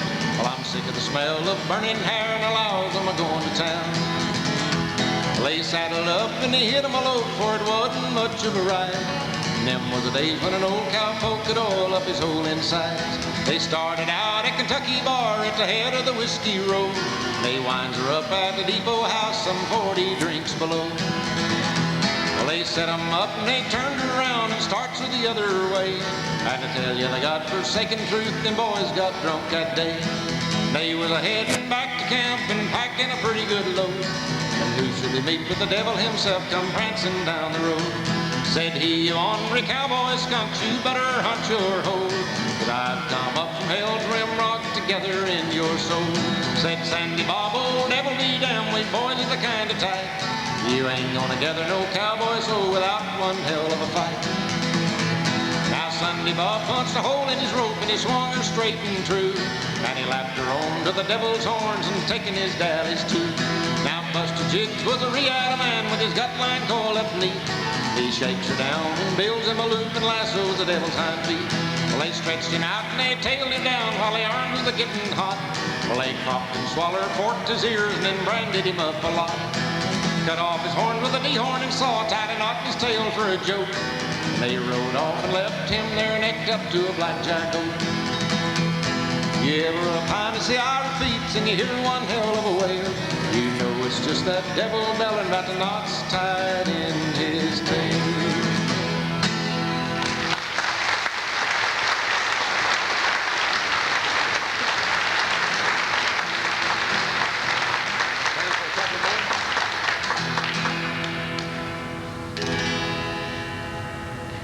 What's the matter with it, Richard? I welded it. It came undone. Well, bro. Here's our new favorite song.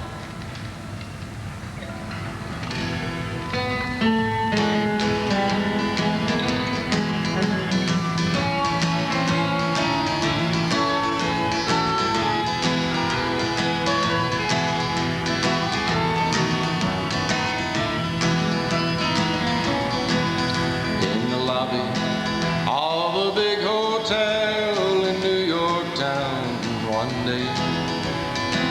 bunch of boys were spinning yarns to pass the time away. They talked to places that they'd been, the different things they'd seen. And some preferred Chicago and others New Orleans. In the corner, in an armchair, sat a man whose hair was gray. He listened mighty eagerly to what they had to say. They asked him where he'd like to be. His tired old voice did ring. I'd like to be in Texas when they round up in the spring. I can see the cattle grazing on the hills at early morn. I can see the campfire smoking at the breaking of the dawn. I can hear the broncos neighing, I can hear the cowboys sing, and I'd like to be in Texas for the roundup in the spring.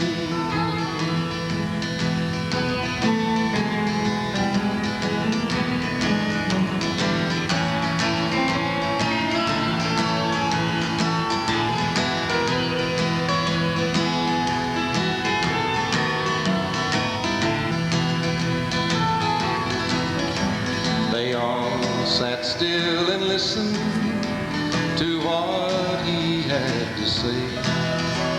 They knew the old man sitting there was a top hand in his day. They asked him for a story of his life out on the plain. He slowly then removed his hat and quietly began. I have seen the cattle stampede till you think they never stop. I've seen them run for miles and miles until their leaders drop. I was foreman on a cow ranch, that's the calling of a king. And I'd like to be in Texas when they round up in the spring. I can see the cattle grazing on the hills at early morn. I can see the campfire smoking at the breaking of the dawn. I can hear the broncos neighing, I can hear the cowboys sing, and I'd like to be in Texas for the roundup in the spring. Lord, take me back to Texas for the roundup in the spring.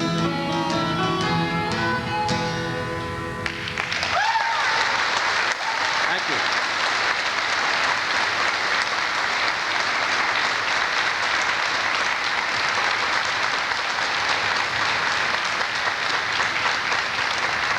We probably should end on a song, but I want to end with a poem that to me reminds us what this is all about. And this is about a work ethic that exists in this part of the world that doesn't exist everywhere.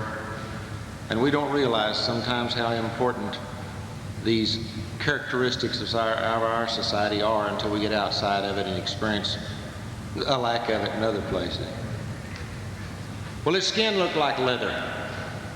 He walked with a limp and talked with a slow Texas drawl.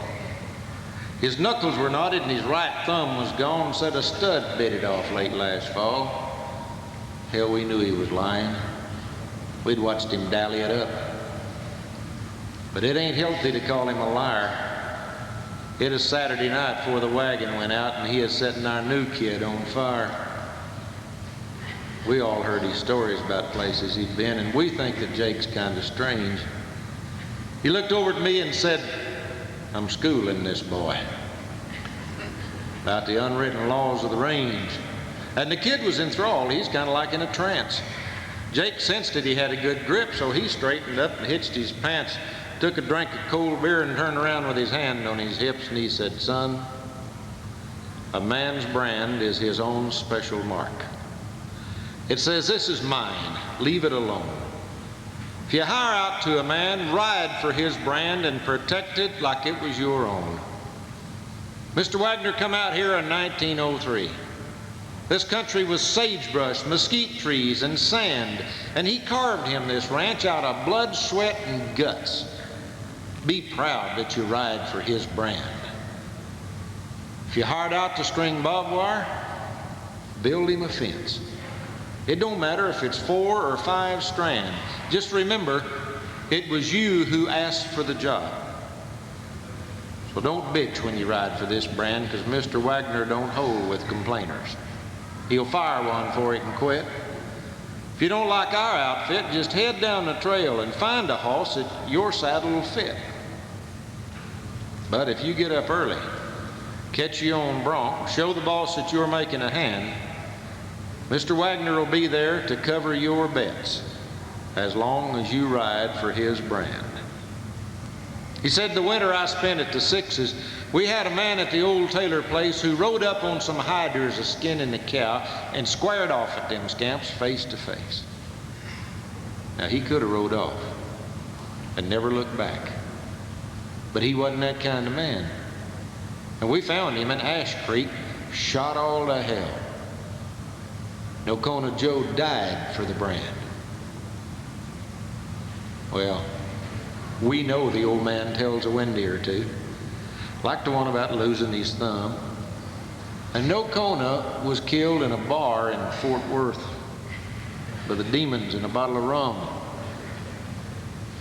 But I got to thinking about what he had said, and the more of it I understand, the more I believe we'd be all better off if more people would ride for the brand.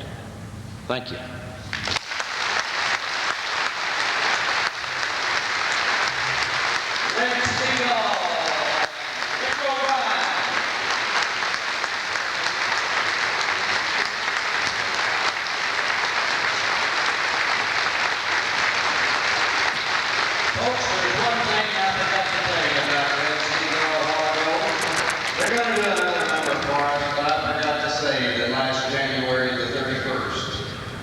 He was invited to Washington, D.C. to give the prayer for the President's prayer breakfast, one of those rare tributes paid.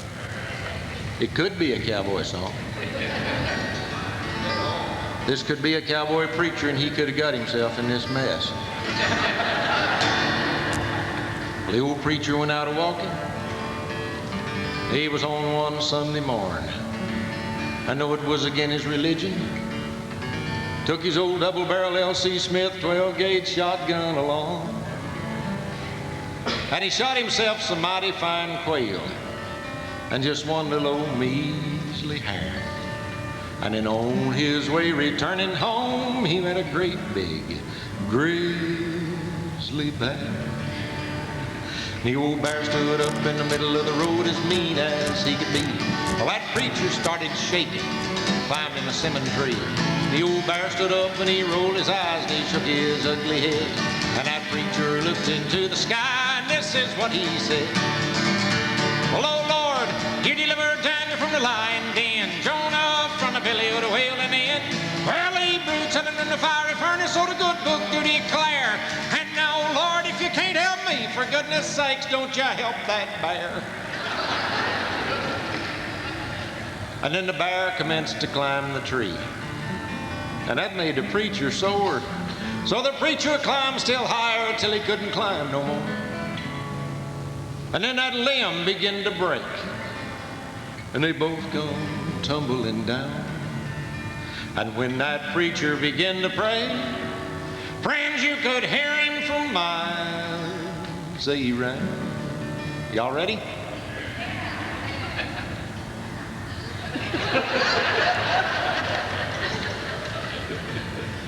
Richard, if they're ready, I don't want to be in Oklahoma City when they ain't. How about you?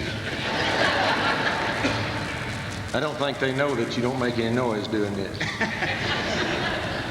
What we need is noise. Y'all ready? Hello, Lord. You delivered Daniel from the lion den, Jonah from the belly of the whale, and then early brewed children from the fiery furnace, so the good book to declare. And now, Lord, if you can't help me, for goodness sakes, don't you help that bear. I love audience participation. Y'all remember where you were, because we're going to come back to that part in a minute, all right? Then the fight went down to the river.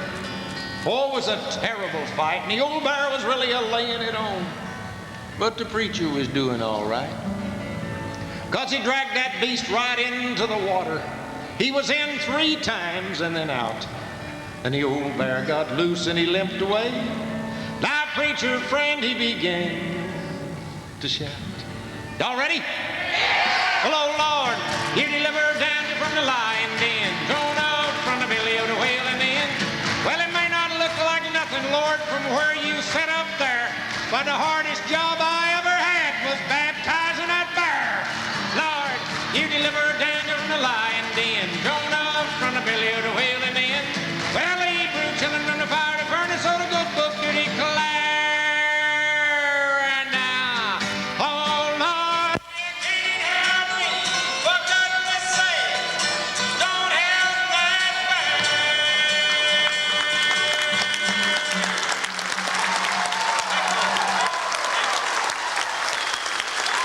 Red Stingle,